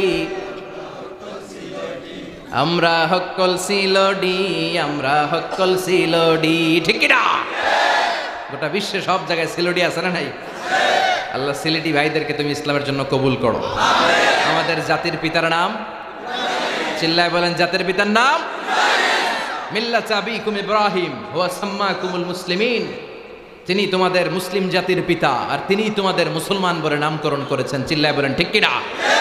আবার আল্লাহ বললেন আমার ইব্রাহিম ছিল সহনশীল, অস্থির প্রকৃতির ছিলেন না, অহংকারী ছিলেন না, উনি ছিলেন বিনয়ী। তাই ওনার নামে আল্লাহর কোরআনের ভেতরে সূরা আছে না নাই? আলিফ লাম রা, কিতাবুন আনজালনাহু ইলাইকা লিতুখরিজান নাসা মিনায-যুলুমাতি ইলান নূর। সুবহানাল্লাহ পড়ে। সূরাতে ইব্রাহিম 114 সূরার মধ্যে ওনার নামে সূরা আছে না নাই? আবার আল্লাহ ওনারে বললেন সিদ্দিক, ওয়াজকুর ফিল কিতাব ইব্রাহিম ইন্নাহু কানা সিদ্দিকান নাবিয়্যা। হে নবী, আপনার কিতাবে আমার খালিল ইব্রাহিমের নামটা তুলে ধরেন। উনি ছিলেন সিদ্দিক, সত্যবাদী। কি ছিলেন? সত্য গ্রহণে, সত্য প্রকাশে, সত্যের ব্যাপারে আপোষহীন, সত্যের ক্ষেত্রে হকের ব্যাপারে কোনো আপোষ চলবে না। চিল্লায় এখন ঠিক কিনা? সাইয়েদনা আবু বকরকে বিশ্বনবী এই উপাধিটা দিয়েছিলেন। মেরাজ থেকে ফিরলেন, বিশ্বনবী বলতে আরম্ভ করলেন, মাঝরাতে বাইতুল মুকাদ্দাস গিয়েছি, 7 আকাশ 7 জমিন ঘুরেছি, আল্লাহর আরশ দেখেছি, জান্নাত জাহান্নাম দেখেছি, আবার ফজরের আগে ফিরে এসেছি। এই মেরাজের ঘটনা শুনে আবু জাহেল, উতবা, সাইবা এর একটা চান্স পাইলে, দেখছো মোহাম্মদ এগুলো কি বলে, যে এখানে বাইতুল মুকাদ্দাস যেতে আসতে 1 মাস, সে নাকি রাতে বাইতুল মুকাদ্দাস, জান্নাত জাহান্নাম সব দেখে আবার ফজরের আগে ফিরে আসছে। চলো সবাই মিলে আবু বকরের ধরি আর এই গাজাখুরি গল্প শোনাই। নাউজুবিল্লাহ পড়েন। সবাই যে বলে, আবু বকর দেখো তোমার বন্ধু কি বলে, এতদিন যা বলছে কোন রকম মেনে নিলাম, আজকে কি বলে? কি বলে আমার বন্ধু? তোমার বন্ধু নাকি মাঝরাতে বাইতুল মুকাদ্দাস গিয়েছে, সব নবীদের নামাজের ইমামতি করেছে, 7 আকাশ ঘুরেছে, জান্নাত জাহান্নাম আরশ দেখে আবার ফজরের আগে নাকি ফিরে এসেছে। সাইয়েদনা আবু বকর বললেন, আকালা নাবিয়ুনা হাযা, আমাদের নবী, আমার পেয়ারা নবী কি একথাই বলেছে? সবাই বলল হ্যাঁ, তিনি এটাই বলেছে। সাইয়েদনা আবু বকর দ্ব্যর্থহীন কণ্ঠে ঘোষণা করলেন, আমার বিশ্বনবী যদি বলে থাকে তিনি সত্য বলেছে, এই কথায় কোনো মিথ্যা নাই, এটা সত্য, এটা মহা সত্য। বিশ্বনবী খুশি হয়ে গেলেন, বলেন, আবু বকর মিনাল ইয়াউম আনতা লাস্তা আবু বকর ফাকাত, আজ থেকে তুমি শুধু আবু বকর নও, আজ থেকে তুমি আবু বকর সিদ্দিক। সত্য গ্রহণে, সত্য প্রকাশে, সত্যের লড়াকু সৈনিকদেরকে বলা হয় সিদ্দিক। চিল্লায় বলেন ঠিক কিনা? আল্লাহ বললেন, আমার খালিল ইব্রাহিম ছিলেন সিদ্দিক, তিনি জীবনে কখনো সত্যের ব্যাপারে আপোষ করেন নাই। এজন্য আল্লাহ খুশি হয়ে সাইয়েদনা ইব্রাহিমকে বানিয়ে দিয়েছেন খালিল। ওয়াত্তাখাযাল্লাহু ইব্রাহিমা খালিলা। সুবহানাল্লাহ। ইব্রাহিম আলাইহিস সালামকে বানালেন খালিল, আর বিশ্বনবীরে বানালেন হাবিব। বিশ্বনবীর কি বানালেন? ইব্রাহিম আলাইহিস সালামকে বাপ হইল খলিল, পোলা হইল, কথা কোন, বাপ ছেলে। খালিল মানে দোস্ত, হাবিব মানেও দোস্ত। খালিল মানে এমন দোস্ত, এমন বন্ধু যে বন্ধু আল্লাহরে খুশি করার জন্য কাজ করে, আর হাবিব মানে এমন বন্ধু যে বন্ধুরে খুশি করার জন্য আল্লাহ নিজেই কাজ করে। এই বাপ বেটার মধ্যে মিল আছে না নাই? অনেক দিক দিয়ে এই দুজনের মিল আছে। প্রথম মিল হচ্ছে এদের ফেস কাটিং এ মিল। সুবহানাল্লাহ করবেন না? সাইয়েদনা ইব্রাহিম আলাইহিস সালাম আর বিশ্বনবী দেখতে একরকম ছিল। আমরা জান্নাতে যে দেখবো ইনশাআল্লাহ, জান্নাতে যে শুধু নবীদের কেন, আমরা আল্লাহরেও দেখবো। আল্লাহ বলবেন, এই জান্নাতীরা, নাজ নেয়ামতের বর্ণনা কোরআনে যা পেয়েছো বুঝে পেয়েছো কি? সবাই বলবে সব পেয়েছি। একজন বলবে একটা ছাড়া। কিরে তুই কি পাস নাই? কয় আমনেরে পাই নাই। সুবহানাল্লাহ কোন? তখন আল্লাহ নিজেই উনার সৌন্দর্যের প্রকাশ ঘটাবেন, আমরা আল্লাহরেও দেখবো ইনশাআল্লাহ। পড়েন। বিশ্বনবী বললেন, ইন্নাকুম সাতারাউনা রাব্বাকুম কামা তারাউনা হাদাল কামার। চাক্ষুষ নিজ চোখে আজকে তোমরা আকাশের চাঁদটাকে যেমনি দেখতে পাও, তোমাদের রবকেও জান্নাতে দেখবা। দেখবো আমরা। চিল্লায় পড়তে হবে ইনশাআল্লাহ। 2 নাম্বার মিল। প্রথম মিল হলো ফেস কাটিং মিল। বিশ্বনবী যখন মেরাজ রজনীতে আকাশের আকাশে এক এক নবীর সাথে সাক্ষাৎ করলেন, সাইয়েদনা ইব্রাহিমের সাথেও সাক্ষাৎ করলেন। দুনিয়ায় এসে সাহাবাদেরকে বললেন কোন নবী দেখতে কিরকম। বলতে বলতে যখন সাইয়েদনা ইব্রাহিমের বর্ণনা দিতে গেলেন, বিশ্বনবী বুখারীর বর্ণনায় বললেন, আম্মা ইব্রাহিম ফানজুর ইলা সাহিবিকুম, কেউ যদি ইব্রাহিমের চেহারার বর্ণনা শুনতে চাও, আমি বিশ্বনবীর চেহারার দিকে তাকাও। আমি দেখতে যেমন, আমার বাপ ইব্রাহিমও তেমন। আবার এই দুইজনের ক্ষেত্রে আল্লাহ বলেছেন উসওয়ায়ে হাসানা, উত্তম আদর্শ। লাকাদ কানা লাকুম ফি রাসূলিল্লাহি উসওয়াতুন হাসানা, তোমাদের জন্য বিশ্বনবীর জীবনের ভেতরে আদর্শ আছে না নাই? আবার বললেন উসওয়াতুন হাসানা ফি ইব্রাহিম, বিশ্বনবী যেমনি তোমাদের মডেল, সাইয়েদনা ইব্রাহিম মডেল। ঠিক না? আমাদের মডেল নবীরা, কোনো কবিরা না, গায়ক গায়িকারা না, কোনো সিঙ্গাররা না, কোনো রাজনীতিবিদরা নয়, কোনো সেলিব্রিটিরা নয়, কোনো ক্রিকেটার নয়, কেউ আমাদের মডেল নয়। আমাদের মডেল হচ্ছে নবীরা। চিল্লায় বলেন ঠিক কিনা? নবীরা আমাদের মডেল, তারা আমাদের অনুপম, অনুকরণীয় আদর্শ। তারা যেই পথে চলেছেন আমরাও চলবো ওই পথে। তাহলে আমাদের জীবনটারে কবুল করবে কে? আবার বাপ বেটা দুইজনই ইসলামের জন্য অনেক কষ্ট করেছেন।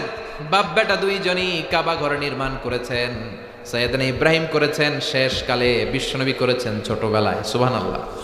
কিন্তু দুইজনই করেছেন। আবার বাপ বেটা দুইজনই হিজরত করতে বাধ্য হয়েছে, নিজ এলাকায় থাকতে পারে নাই। সাইয়েদনা ইব্রাহিম হিজরত করেছেন, জন্ম হয়েছিল ইরাকের বাবেল নগরীতে। বাবেল থেকে গিয়েছেন ফালাস্তিন, ফালাস্তিন থেকে মিশর, মিশর থেকে ফালাস্তিন, সেখান থেকে আবার মক্কা। এভাবে একটার পর একটা শহর বন্দর তিনি ছুটে বেরিয়েছেন, নিজ এলাকায় থাকতে পারে নাই। অনুরূপভাবে বিশ্বনবীও জন্মস্থান মক্কায় থাকতে পারে নাই, চেয়েছিলেন, জোর করে বের করে দেয়া হয়েছে। এই দুইজনের রক্ত যাদের গায়ে থাকবে, তাদের প্রজন্ম হিসেবে যারা নিজেরা দাবি করবে, এরাও নিজ এলাকায় থাকতে পারবে না। এদেরকেও হকের পক্ষ নেওয়ার অপরাধে নিজ এলাকা থেকে বহিষ্কৃত করা হবে। এরা নিজ এলাকায় থাকতে পারবে না, নিজ আত্মীয়দের সাথে দেখা করতে পারবে না। ছেলে মেয়ে একদিকে থাকবে, আরেকদিকে নিজ দেশে পরবাসী। আছে না নাই? মৌলভীবাজারে আছে না নাই? বড়লেখায় আছে না নাই? তো নবীরা মানতে পারছে, আমরা পারবো না? ওই নবীদের রক্ত আমাদের গায়ে আছে না নাই? আমরা ওই নবীদের রুহানি সন্তান। চিল্লায় বলেন ঠিক কিনা? তো দমায় রাখবা কি দিয়ে? তুমি তুমি কিসের ভয় দেখাও? মুমিনের অন্তরে আল্লাহর ভয় ছাড়া কারো ভয় নাই। যারা আল্লাহরে ভয় পায় তারা কাউরে ভয় করে না। কোনো জেল, জারিমানা, কোনো গুম, ক্রস ফায়ার, ফাঁসির ভয় দেখিয়ে মুমিনকে দমিয়ে রাখা যায় না। মুমিন ভয় পায় কারে? বিশ্বনবী ভয় পেতেন কাকে? সাইয়েদনা ইব্রাহিম ভয় পেতেন কাকে? আমাদের স্যাক্রিফাইসের মাত্রা যত বাড়বে, বিজয়ের সময়টা কাছে আসতে থাকবে। চিল্লায় বলেন ঠিক কিনা? তার মানে বাপ বেটা দুজনেই নিজ এলাকায় পরবাসী। এরপরে বিশ্বনবী বললেন, আমি মদিনা শরীফের হুদুদুল হারাম নির্ধারণ করে দিয়েছি, যেমনি আমার পিতা সাইয়েদনা ইব্রাহিম মক্কার হুদুদ নির্বাচন করেছে। সুবহানাল্লাহ। আবার বাপ বেটার দেখেন, বাপ বেটার বাবা সাইয়েদনা ইব্রাহিম হলো সব নবীদের পিতা, আর ওনার সন্তান সাইয়েদনা মুহাম্মদুর রাসূলুল্লাহ, উনি হলেন সব নবীদের নেতা। বাবা হচ্ছে নবীদের পিতা, ছেলে হচ্ছে নবীদের নেতা। বাপ বেটাই সব লয়ে গেছে। এজন্য এই দুই বাপ বেটার জন্য আমাদের স্পেশাল দোয়া আছে না নাই? প্রত্যেক সালাতে আমরা এই দুই বাপ বেটার জন্য দোয়া করি আর বলি, আল্লাহুম্মা সাল্লি আলা ওয়া আলা আলি কামা সাল্লাইতা ওয়া আলা আলি ইন্নাকা। ও আল্লাহ, আপনি বিশ্বনবীর উপর, তার ফ্যামিলির উপর রহমত করেন, যেমনি সাইয়েদনা ইব্রাহিম ও তার ফ্যামিলির উপর রহমত করেছেন। আল্লাহুম্মা বারিক আলা ওয়া আলা আলি কামা বারাকতা আলা ওয়া আলা আলি ইন্নাকা হামিদুম মাজিদ। আল্লাহ, আপনি সাইয়েদনা ইব্রাহিম ও তার বংশের উপর যেমন ভাবে বরকত দিয়েছেন, বিশ্বনবী ও তার পরিবার বর্গের উপর বরকত নাজিল করেন। এই দুরুদের নামটাও এই নবীর নামে। দুরুদের নাম কি? কথা কয় না। দুরুদের নাম কি? কষ্ট হচ্ছে? বৃষ্টি কি কমছে? আহা, চলতেছে এখনো? সব জিনা। বৃষ্টি কি আছে? আলহামদুলিল্লাহ। তাকবীর দেওয়া যাবে? জি হয়। তাকবীর দেন, লিল্লাহে তাকবীর। এজন্য নবীরা আমাদের মডেল। এই নবীদের জীবনী গ্রন্থ আমাদের পড়তে হবে। কোরআনের কত জায়গায় যে এই নবীর কথা আল্লাহ বলেছে। সাইয়েদনা ইব্রাহিম আলাইহিস সালাম নিজের সাথে বোঝাপড়া করে করে তিনি মহাসত্যের সন্ধান পেয়েছেন। আল্লাহর সন্ধান তিনি কেমনে পেলেন? আমাদের কিন্তু এই পরীক্ষা দেয়া লাগে নাই। উনি মুসলমান এমনি হন নাই, পরীক্ষা দিয়ে দিয়ে মুসলমান হয়েছে। আর আমরা জন্মসূত্রে মুসলমান, বাপ মুসলমান তো আমিও মুসলমান। কথা কন, গরু খাওয়া মুসলমান আছে না নাই? আমি জন্মেছি, আমার কানে আজান শুনলাম। আমার জন্মের 7 দিনে আমার মাথার চুল ফেলে আকিকা দেয়া হলো, আমার ইসলামী নাম রাখা হলো, আমার হাতে কোরআন তুলে দেয়া হলো, আল্লাহর নামের পরিচয় দেয়া হলো, বিশ্বনবীর জয়গান গাওয়া হলো। ঠিক কিনা? আমরা তো সেই মুসলমান, সব রেডিমেড। সব কি রেডিমেড? ওনারটা হয়েছে কাস্টম মেড। কাস্টম মেড বুঝেন? যেটা মাপ দিয়ে বানায় ওটার বলে কাস্টম মেড, আর যেটা বাজারে এমনি পাওয়া যায় এটার বলে রেডিমেড। তো আমাদের ইমান হচ্ছে রেডিমেড ইমান, আর সাইয়েদনা ইব্রাহিমের ইমান হচ্ছে পাক্কা ইমান, কাস্টম মেড ইমান। ঠিক কিনা? কি পরীক্ষা দিয়ে এই অবস্থায় এসেছেন? আমরা জোহরের সময় আজান শুনি, আসরের সময় আজান শুনি, মাগরিবের সময় আজান শুনি, রাত্রি হলে তাফসির মাহফিলে তাফসির শুনি। সাইয়েদনা ইব্রাহিম সকালবেলা উলু উলু কুলু কুলু ধ্বনি শুনতেন। মূর্তির সামনে দাঁড়িয়ে উলু ধ্বনি কুলু ধ্বনি আছে না নাই? উনি দেখতেন আশেপাশের লোকেরা গাছের পূজা করে, মাছের পূজা করে, সূর্যের পূজা করে, তারার পূজা করে। উনি দেখতেন যে গাছের পূজা করছে লোকজন, উনি তন্ময় হয়ে তাকিয়ে থাকতেন, লোকেরা গাছের পূজা করে কেন, কেন গাছের পূজা করে? উনি ভাবতেন যে গাছ কি আমার রব? পরে দেখে না, লোকজন পূজা শেষে যখন ঘরে লাকড়ি আর কাঠ দরকার, কোপাইয়া এই গাছ কেটে ফেলায়। তার মানে কিছুক্ষণ খোদা খোদা, এরপরে কোপা, এরপর তো খোদারে কোপাইলে এটা খোদা থাকে? আর কথা কন। সাইয়েদনা ইব্রাহিম আলাইহিস সালাম কনভিন্সড হতে পারেন না। এরপর দেখলেন আগুনের পূজা চলছে। কিসের? সবাই মিলে আগুনের সামনে নমস্ত নমস্ত গায়, जो तो मिटाना चाहे जीवन का तृष्णा, सुबह शाम बोल बंदे कृष्णा कृष्णा कृष्णा। আগুনের সামনে যে গায়, তুমি তাকিয়ে রইলেন, কিরে গায় কেন? আগুনই কি আমার খোদা? কারণ উনি জানতেন না ওনার রব কে। এজন্য উনাকে একাই, একজন মানুষকে আল্লাহ কোরআনে একটা উম্মত বলেছেন, একজন মানুষকে। কানা ইব্রাহিম উম্মাহ ওয়াহিদা, এক উম্মত। কারণ উনার সময়ে মুসলমান বলতে পৃথিবীতে কেউ ছিল না, উনি ছাড়া। চোখে যা দেখা যায় সব কাফের, সব কাফের মিলে এক উম্মত, উনি একাই এক উম্মত। উনি দেখলেন লোকেরা আগুনের সামনে নমস্ত নমস্ত গায়, আগুনের পূজা করে, আগুনকে রব আর খোদা বলে ডাকে। আবার পূজা শেষ হলে আগুনের মধ্যে পানি ঢেলে দিলে খোদা আর নাই। আগুনে যদি পানি ঢেলে দেয়, আগুন অস্তিত্ব হারায় না? উনি আবার চিন্তায় পড়ে গেলেন, কিরে খোদা যদি এরকম অস্তিত্ব হারায় তা আমি যাবো কই? খোদার যদি এই দশা হয়, আমার হবে কি দশা? এটা তো ওনার মন মানে না। এরপর উনি দেখলেন মানুষগুলো মূর্তির পূজা করে। কিসের পূজা? মূর্তির সামনে দাঁড়িয়ে জয় জয় রাম সীতারাম জয় জয়, আছে না নাই? ওম নমঃ ভগবতে বাসুদেবায়, বুদ্ধাং শরণং গচ্ছামি, ধম্মং শরণং গচ্ছামি, নির্বাণাং পরমং সুখং নির্বাণাং পরম শান্তি, ওম শান্তি। এরকম কিছু মন্ত্র আছে না ওনাদের? ওনারা সাজিয়ে নিয়েছে ওনাদের মতো। সাইয়েদনা ইব্রাহিম দেখলেন এরকম মন্ত্র পড়ে মূর্তির সামনে দাঁড়িয়ে।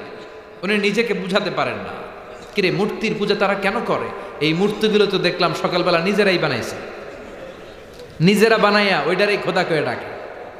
খেয়াল করে উত্তর দেন। আমি মাটি আর কাদা নিয়ে, আমি মিজানুর রহমান আজহারি, আমি কাদার মাটি দিয়ে একটা মূর্তি বানালাম সুন্দর করে, মূর্তিটারে ডিজাইন করলাম, ফুল টুল দিয়ে সাজালাম। এরপর মূর্তির সামনে দাঁড়িয়ে বুদ্ধাং শরণং গচ্ছামি শুরু করে দিলাম। তো এই যে মূর্তিটারে আমি বানালাম আমার হাতে, এই মূর্তি আমার স্রষ্টা না, আমি মূর্তির স্রষ্টা। এটার বানাইছে কে? আমি। তো এটার খোদা কে? আমি। কথা বুঝেন নাই? সাইয়েদনা ইব্রাহিম উত্তর খুঁজে পায় না। যারা বানায় তারা আবার কেমন করে এর খোদা বলে ডাকে, উনি মিলাতে পারেন না। উনি ওয়ালাইকুম আসসালাম ওয়া রাহমাতুল্লাহ, উনি মিলাতে পারেন না। উনি বললেন হায় হায়, ঘটনাটা কি, এরকম হচ্ছে কেন? সাইয়েদনা ইব্রাহিম কোনোভাবেই নিজেকে বোঝাতে পারেন না, আমি এটারে বানালাম, আবার আমি কেন এটার পূজা করি? কোনোভাবে নিজের প্রশ্নের উত্তর খুঁজে পায় না। আপনাদের মনোযোগ আছে না গেছে? আমার দিকে তাকাচ্ছেন তো? শুনতেছেন? জি হয়? কষ্ট হচ্ছে না? শেষ করে দেই? কেমন আছেন? আহলান আহলান, বসেন। আহলান আসসালাম, ওয়ালাইকুম আসসালাম। তো উনি নিজেকে বুঝাতে পারেন না, কিরে আমি বানাইলাম, আমি এটার খোদা না মূর্তি আমার খোদা? আমি মূর্তির কথা কয় না, আমি মূর্তির। তা আমি যদি মূর্তির খোদা হই, আমি এটার কাছে চামু কেন? এটাই না চাবে আমার কাছে। কথা বলেন, মাথায় ধরে না। এরপর সাইয়েদনা ইব্রাহিম দেখলেন কিছু লোক গরুর পূজা করে। কিসের পূজা? আবার যখন গোশত খাওয়ার দরকার হয় ওই খোদারে জবাই করে। আবার জুতার দরকার হলে এই খোদার গায়ের চামড়া দিয়ে জুতা বানায়। কথা বলেন। অনেক হিন্দু ভাইরাও আমাদের আলোচনা শুনেন, আমি তাদেরকে রিথিঙ্ক, বিনয়ের সাথে, প্রত্যেকের ধর্ম স্বাধীনভাবে পালন করার অধিকার আছে, তবে রিথিঙ্ক, রিকনসিডার করা যেতে পারে। আপনি ভাবেন। আওয়াজ করে বড় লেখার ভাইরা উত্তর দেন তো, আমাদের হিন্দু ভাইয়েরা কি গরুর চামড়া দিয়ে বানানো জুতা পড়ে না? তাহলে খোদার গায়ের চামড়া দিয়ে জুতা বানাইছে, বেয়াদবি হয়ে গেছে না অনেক? সাইয়েদনা ইব্রাহিমের মাথায় ধরে না, লজিক্যালি মিলাতে পারেন না। আবার রাত্রিবেলায় তিনি দেখলেন আকাশের ধ্রুব তারা فلما جن عليه الليل رأى كوكبا قال هذا ربي فلما أفل قال إني لا أحب الآفلين রাতে যখন তারা দেখলেন ভাবলেন সবাই তারার পূজা করে, তাহলে তারাই আমার খোদা, তারাই আমার রব। আবার তারা যখন অস্তমিত হয়ে যায় তিনি বিপদে পড়ে যায়, তিনি বললেন যে এইটা আমার ছেড়ে চলে যায় ওইটা আমার রব হতে পারে। রব যদি আমার ছেড়ে দৌড় দেয় আমি যাবো কই? কথা কন, তাহলে এইটাও বাদ। এরপরে ফালাম্মা রাআল কামারা বাযিগান ক্বালা হাযা রাব্বি ফালাম্মা আফালা ক্বালা লা ইল্লাম ইয়াহদিনি রাব্বি লাআকুনান্না মিনাল কওমিদ দাল্লিন। সুবহানাল্লাহ। কিভাবে একটার পর একটা বোঝাপড়া করে তিনি এগিয়েছেন। এরপরে যখন পূর্ণিমার চাঁদ দেখলেন ওইটা আরো উজ্জ্বল, আরো জল জ্বলে, আরো চমৎকার, ওইটা দেখে উনি ভাবলেন তাহলে মনে হয় এটাই আমার রব। আবার চাঁদও যখন অস্তমিত হয়ে যায় তিনি বললেন আমার রব যদি আমার পথ না দেখায় আমি পথ খুঁজে পাবো? আমি যদি কোনো দিন পথ ভুলে যাই হাতছানি দিয়ে কাছে নিও, মমতার বন্ধনে আমায় বেঁধে সব ভুল ক্ষমা করে দিও। পড়েন আমিন। চাঁদকেও বাদ দিলেন। এবার সকালে উঠল সূর্য।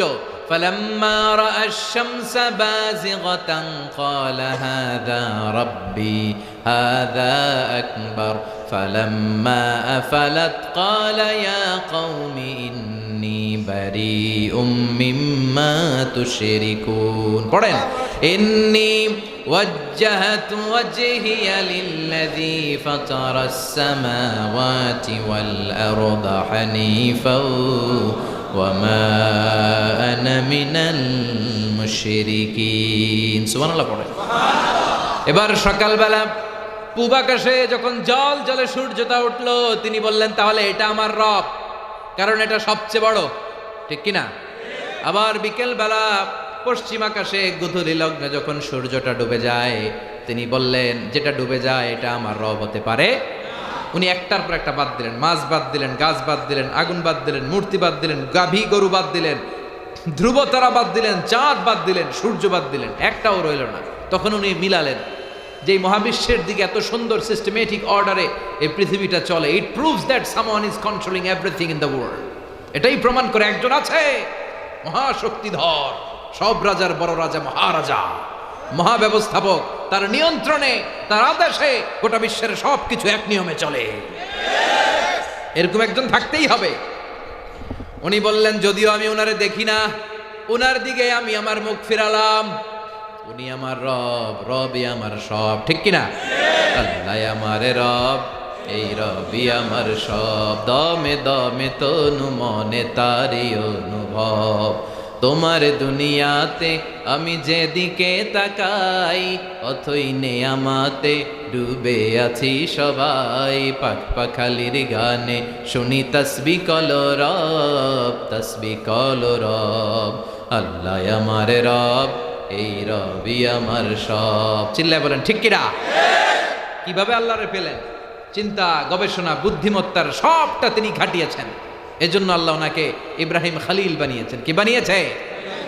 এরপরে নমরুদের আগুনে যখন ওনারে ফেলানো হলো আগুন থেকে রক্ষা করলো কে? ওই আল্লাহ আজও বেঁচে আছে না নাই? আমরাও যারা বিপদে পড়ি, জুলুমের শিকার, আমাদেরকেও বাঁচাতে পারে কে? নাকি আল্লাহর ক্ষমতা কমে গেছে? আল্লাহ বুড়া হয়ে গেছে? আগের ক্ষমতা নাই? ঠিক আগের মতো ক্ষমতা আছে না নাই? মুসার মতো ঈমান হলে রাস্তা হবে সাগর জলে, নবী ইউসুফের মতো ঈমান হলে একে একে দরজা খোলে। নবী ইব্রাহিমের মতো ঈমান যদি আজ থাকে বিদ্যমান, অগ্নিকুণ্ডে দেখতে পাবে খুবসুরত এক ফুলবাগান। ঠিক কি না? আগুনের মধ্যে তিনি ফুলবাগান বানাতে পারে, কিন্তু ঈমানটা সাইয়েদনা ইব্রাহিমের ঈমানের মতো হতে হবে। দুর্বল ঈমানদারের জন্য সাহায্য আসে না। সাহায্য আর আকাশ থেকে গায়েবী মদদ আসে পাক্কা মুমিনের জন্য। চিল্লায় বলেন ঠিক কিনা? যে ইমান প্রয়োজনে জ্বলে ওঠে না, যে ইমান সত্য ন্যায়ের কথা বলে না, যে ইমান প্রয়োজনে জ্বলে ওঠে না, যে ইমান সত্য ন্যায়ের কথা বলে না, যে ইমান বাস্তবে নাই মুখে শুধু ফাঁকা বলি, কি করে তারে বলো ইমান বলি, কি করে তারে বলো ইমান বলি, কি করে তারে বলো ইমান বলি। ঠিক কিনা? মুনাফিকের সব আলামত নিজের মধ্যে আর দাবি করে মুমিন, সে মুমিন নয়। চিল্লায় বলেন ঠিক কিনা? যে ইমান দিন কায়েমের আন্দোলনের ধার ধারে না, যে ইমান লেবাসধারী কোরআন হাদিস তাও পড়ে না, যে ইমান খাজার নামে মাজার গড়ে ফুলুস কামায়, আছে না নাই? যে ইমান শিরকিয়াতের আমল করে ভীত না হয়, যে ইমান ইমানে ভুলে নাস্তিকতার মঞ্চে ওঠে, আছে না নাই? ইমান বিক্রি করে দেয়, নেফাকির ঝান্ডা হাতে নেয়, এরকম গাদ্দার মুনাফিক এদেশে আছে না নাই? যে ইমান ইমানে ভুলে নাস্তিকতার মঞ্চে ওঠে, যে ইমান বাতিল মতের দোসর হয়ে ফায়দা লুটে,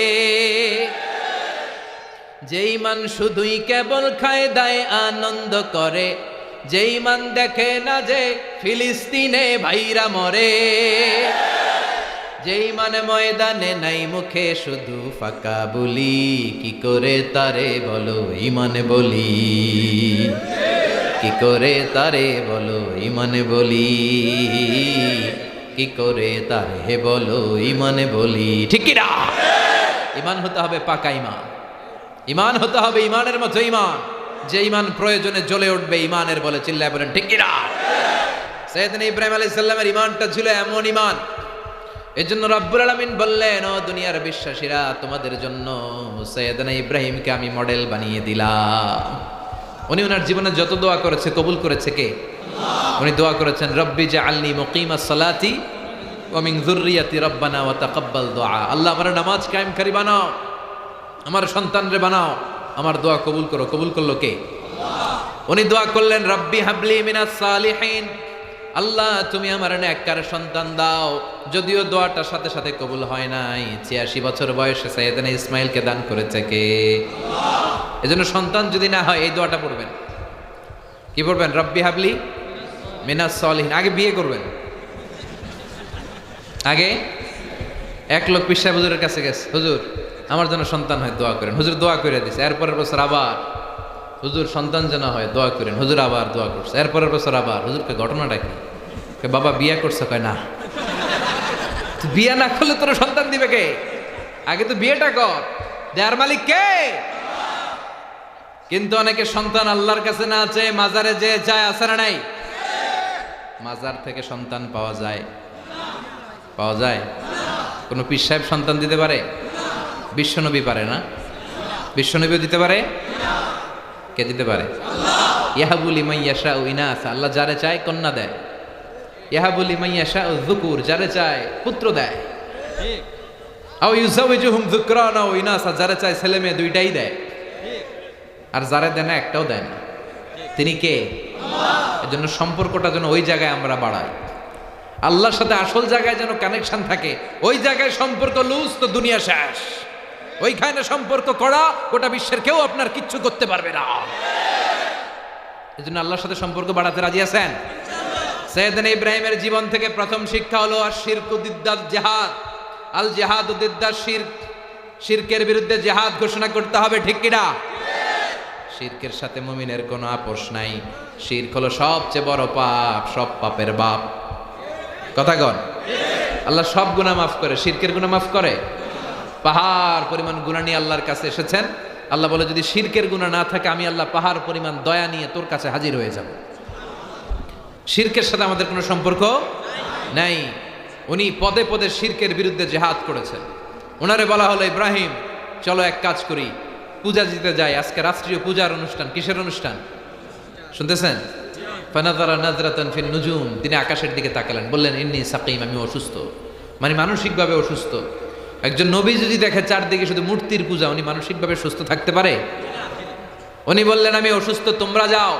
সবাই বলে ঠিক আছে ইব্রাহিম, আমরা রাষ্ট্রীয় পূজার অনুষ্ঠানে পূজা দিতে যাই, তুই আমাদের ঘরের মূর্তিগুলারে পাহারা দে।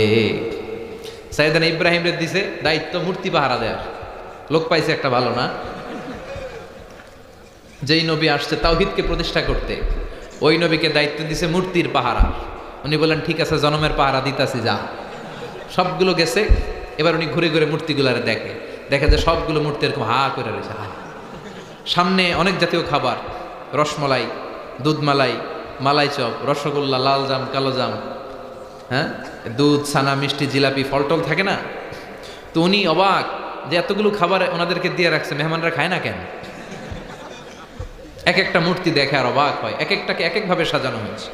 উনি ভাবলেন যে মনে হয় নাগাল পায় না বা আমার দেখে লজ্জা পায়, একটা কাজ করি, আমি মিষ্টির বাক্সটা উপরের দিকে উঠাই। তো সাইয়েদনা ইব্রাহিম মিষ্টি সহ বাক্স নিয়ে বললেন খা, কিন্তু কোনো কাজ হয় না, এগুলো করে রয়েছে হা। এগুলো হা হা করে, মশা ঢুকে, মশা বেরোয়, মশাও মারতে পারে না। দাউফা তালিব ওয়াল মাতলুব, এদের কাছে যারা চায় নিজেরাও দুর্বল, এরাও দুর্বল, ঠিক কি না? সাইয়েদনা ইব্রাহিম ভাবলেন আমার দেখে শরম পাইছে, কাজ করি মিষ্টিটা তুলে ধরি। ওগুলো হা করে আছে। সাইয়েদনা ইব্রাহিম বললেন খা। আল্লাহ তাকুলুন ফারাগা ইলা আলিহাতিহিম, কোরআন থেকে বলছি খাবি না? তো মূর্তিগুলো তো হা, ওইটাই ওই অবস্থায় আছে, ওরা তো কথা বলতে পারে না। সাইয়েদনা ইব্রাহিম বললেন খা, কথা কয় না। এবার উনি বললেন মা লাকুম লা তানতিকুন, কথা কস না কে? হয় খা নয় কথা কয়, খায়ও না কথাও কয় না। আপনার ছেলে কান্না ধরছে, আব্বু চকলেট খাবো, তো চকলেট কিনে দিলেন। এবার চকলেট নিয়ে দাঁড়ায় আছে, খায় না, কান্দে খালি। কিরে বাপ চকলেট খা, খায় না। কেন খাবি না? কথাও কয় না, খায়ও না, কথাও কয় না। বাকি আছে কোনটা? হ্যাঁ, উনি তাই করলেন, মারতে শুরু করলেন। সামনে পেলেন কুঠার দিয়ে মায়ের শুরু, আইজো মায়ের কাইলো মায়ের, জন্মের মায়ের। মারতে মারতে যতগুলো মূর্তি ছিল সবগুলো ভেঙে ফেললেন। মারতে মারতে বড় মূর্তিটার সামনে যেয়ে দেখে ওইটা দাঁড়ায় আছে, ওইটারও মারার জন্য পদক্ষেপ নিলেন, কিন্তু কি যেন ভেবে থেমে গেলেন। এরপর মনে মনে ভাবলেন এক কাম করে এটার বাসায় রেখে, এটা কামে লাগবে। হাতের যে কুঠারটা ছিল সবগুলোর মাইরা কুঠারটা বড়টার কান্দে ঝুলাই রাখলেন। সবাই এসে দেখে সর্বনাশ, একটা মূর্তিও নাই। কই কিরে ইব্রাহিম, তোরে পাহারাদার বানাইলাম, কই আমি কি করছি? সবগুলা কিলাকিলি লাইগা মরছে, সবগুলো কিলাকিলি ঘুষাঘুষি লাইগা শেষ।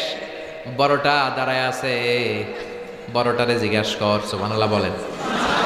আর শিরক আর জিহাদু দিদ্দা শিরক, এভাবে ওনার বুদ্ধিমত্তা, ইন্টেলেক্ট খাটিয়ে উনি শিরকের বিরুদ্ধে জিহাদ করেছেন। এজন্য আমরা শিরকের সাথে কোনো সম্পর্ক রাখবো না। বড় লেখার ভাইয়েরা রাজি আছেন তো? আমরা শিরকে নো বলবো। কি বলবো? চিল্লায় বলেন নো। বড় লেখা থেকে আমরা শিরকে নো বলে দিলাম, যাও মিয়া, তোমার সাথে আমাদের সম্পর্ক নাই। আমাদের সম্পর্ক তাওহীদের সাথে। কিসের সাথে?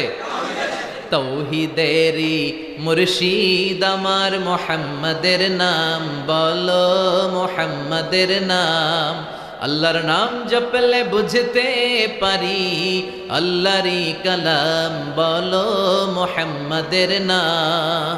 ওই নামেরই রশি ধরে যাই আল্লাহর পথে, ওই নামেরই ভেলায় চড়ে ভাসি নূরের স্রোতে।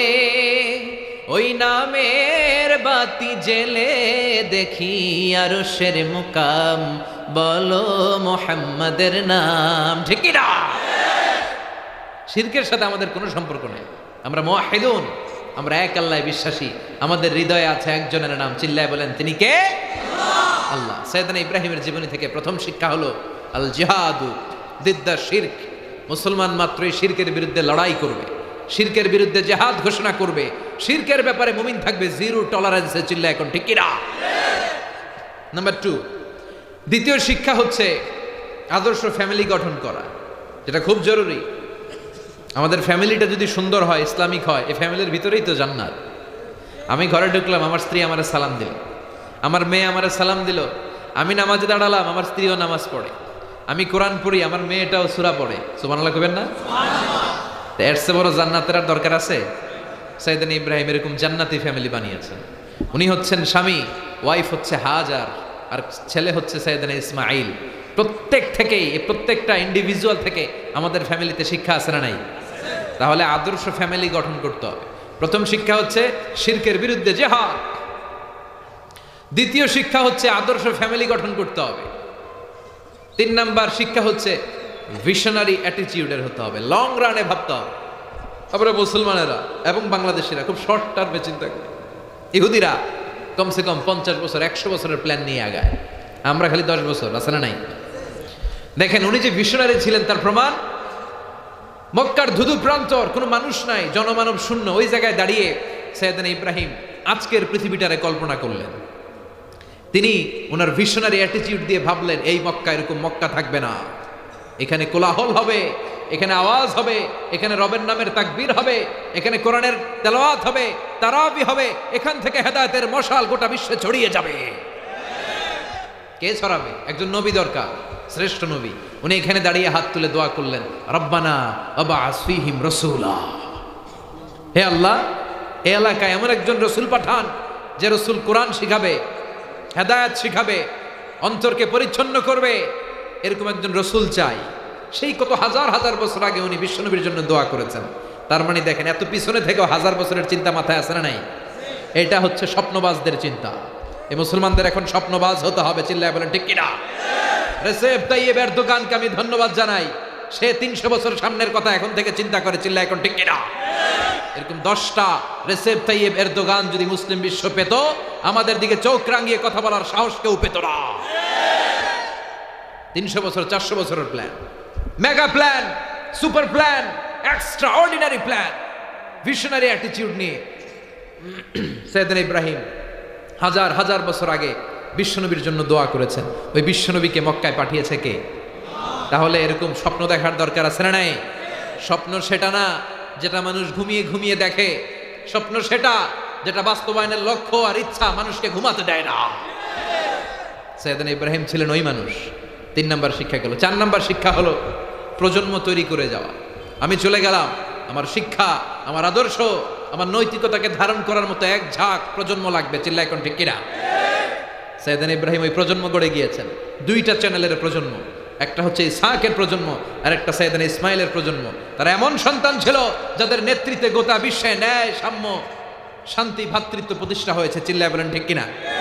এজন্য অ্যাজ এ মুমিন, অ্যাজ এ মুসলিম, যারা নিজেদেরকে মুসলমান বলে দাবি করি, আমরা যেন সাইয়েদনা ইব্রাহিমের জীবনী থেকে শিক্ষা নেই। ওনাকে আল্লাহ যতগুলো পরীক্ষা নিয়েছেন প্রতিটা পরীক্ষায় উনি পাস। ফলাফল হিসেবে আল্লাহ বললেন যাও তোমার আমি নেতা বানিয়ে দিলাম। এজন্য নেতৃত্ব যারা চায় তাদেরকে সাইয়েদনা ইব্রাহিমের সুন্নাত মানতে হবে। নেতৃত্ব যারা চায় তাদেরকে বিশ্বনবীর পাক্কা অনুসারী হতে হবে। আমরা যেন সাইয়েদনা ইব্রাহিমের আদর্শকে, বিশ্বনবীর আদর্শকে লালন করতে পারি, ধারণ করতে পারি। আল্লাহ তৌফিক দান করো। আজকের মাহফিলটাকে তুমি আমাদের নাজাতের জন্য কবুল করো। যারা এই লম্বা সময় দাঁড়িয়ে বসে বৃষ্টিতে ভিজে আল্লাহ কোরআনের কথা শুনলো, আল্লাহ আবার যেন আমরা এভাবে জান্নাতে একত্রিত হতে পারি, তুমি তৌফিক দান করো। আপনারা যারা এসেছেন সবাইকে শুকরিয়া জানাই, ইন্তেজামিয়া কমিটির সবাইকে শুকরিয়া জানাই।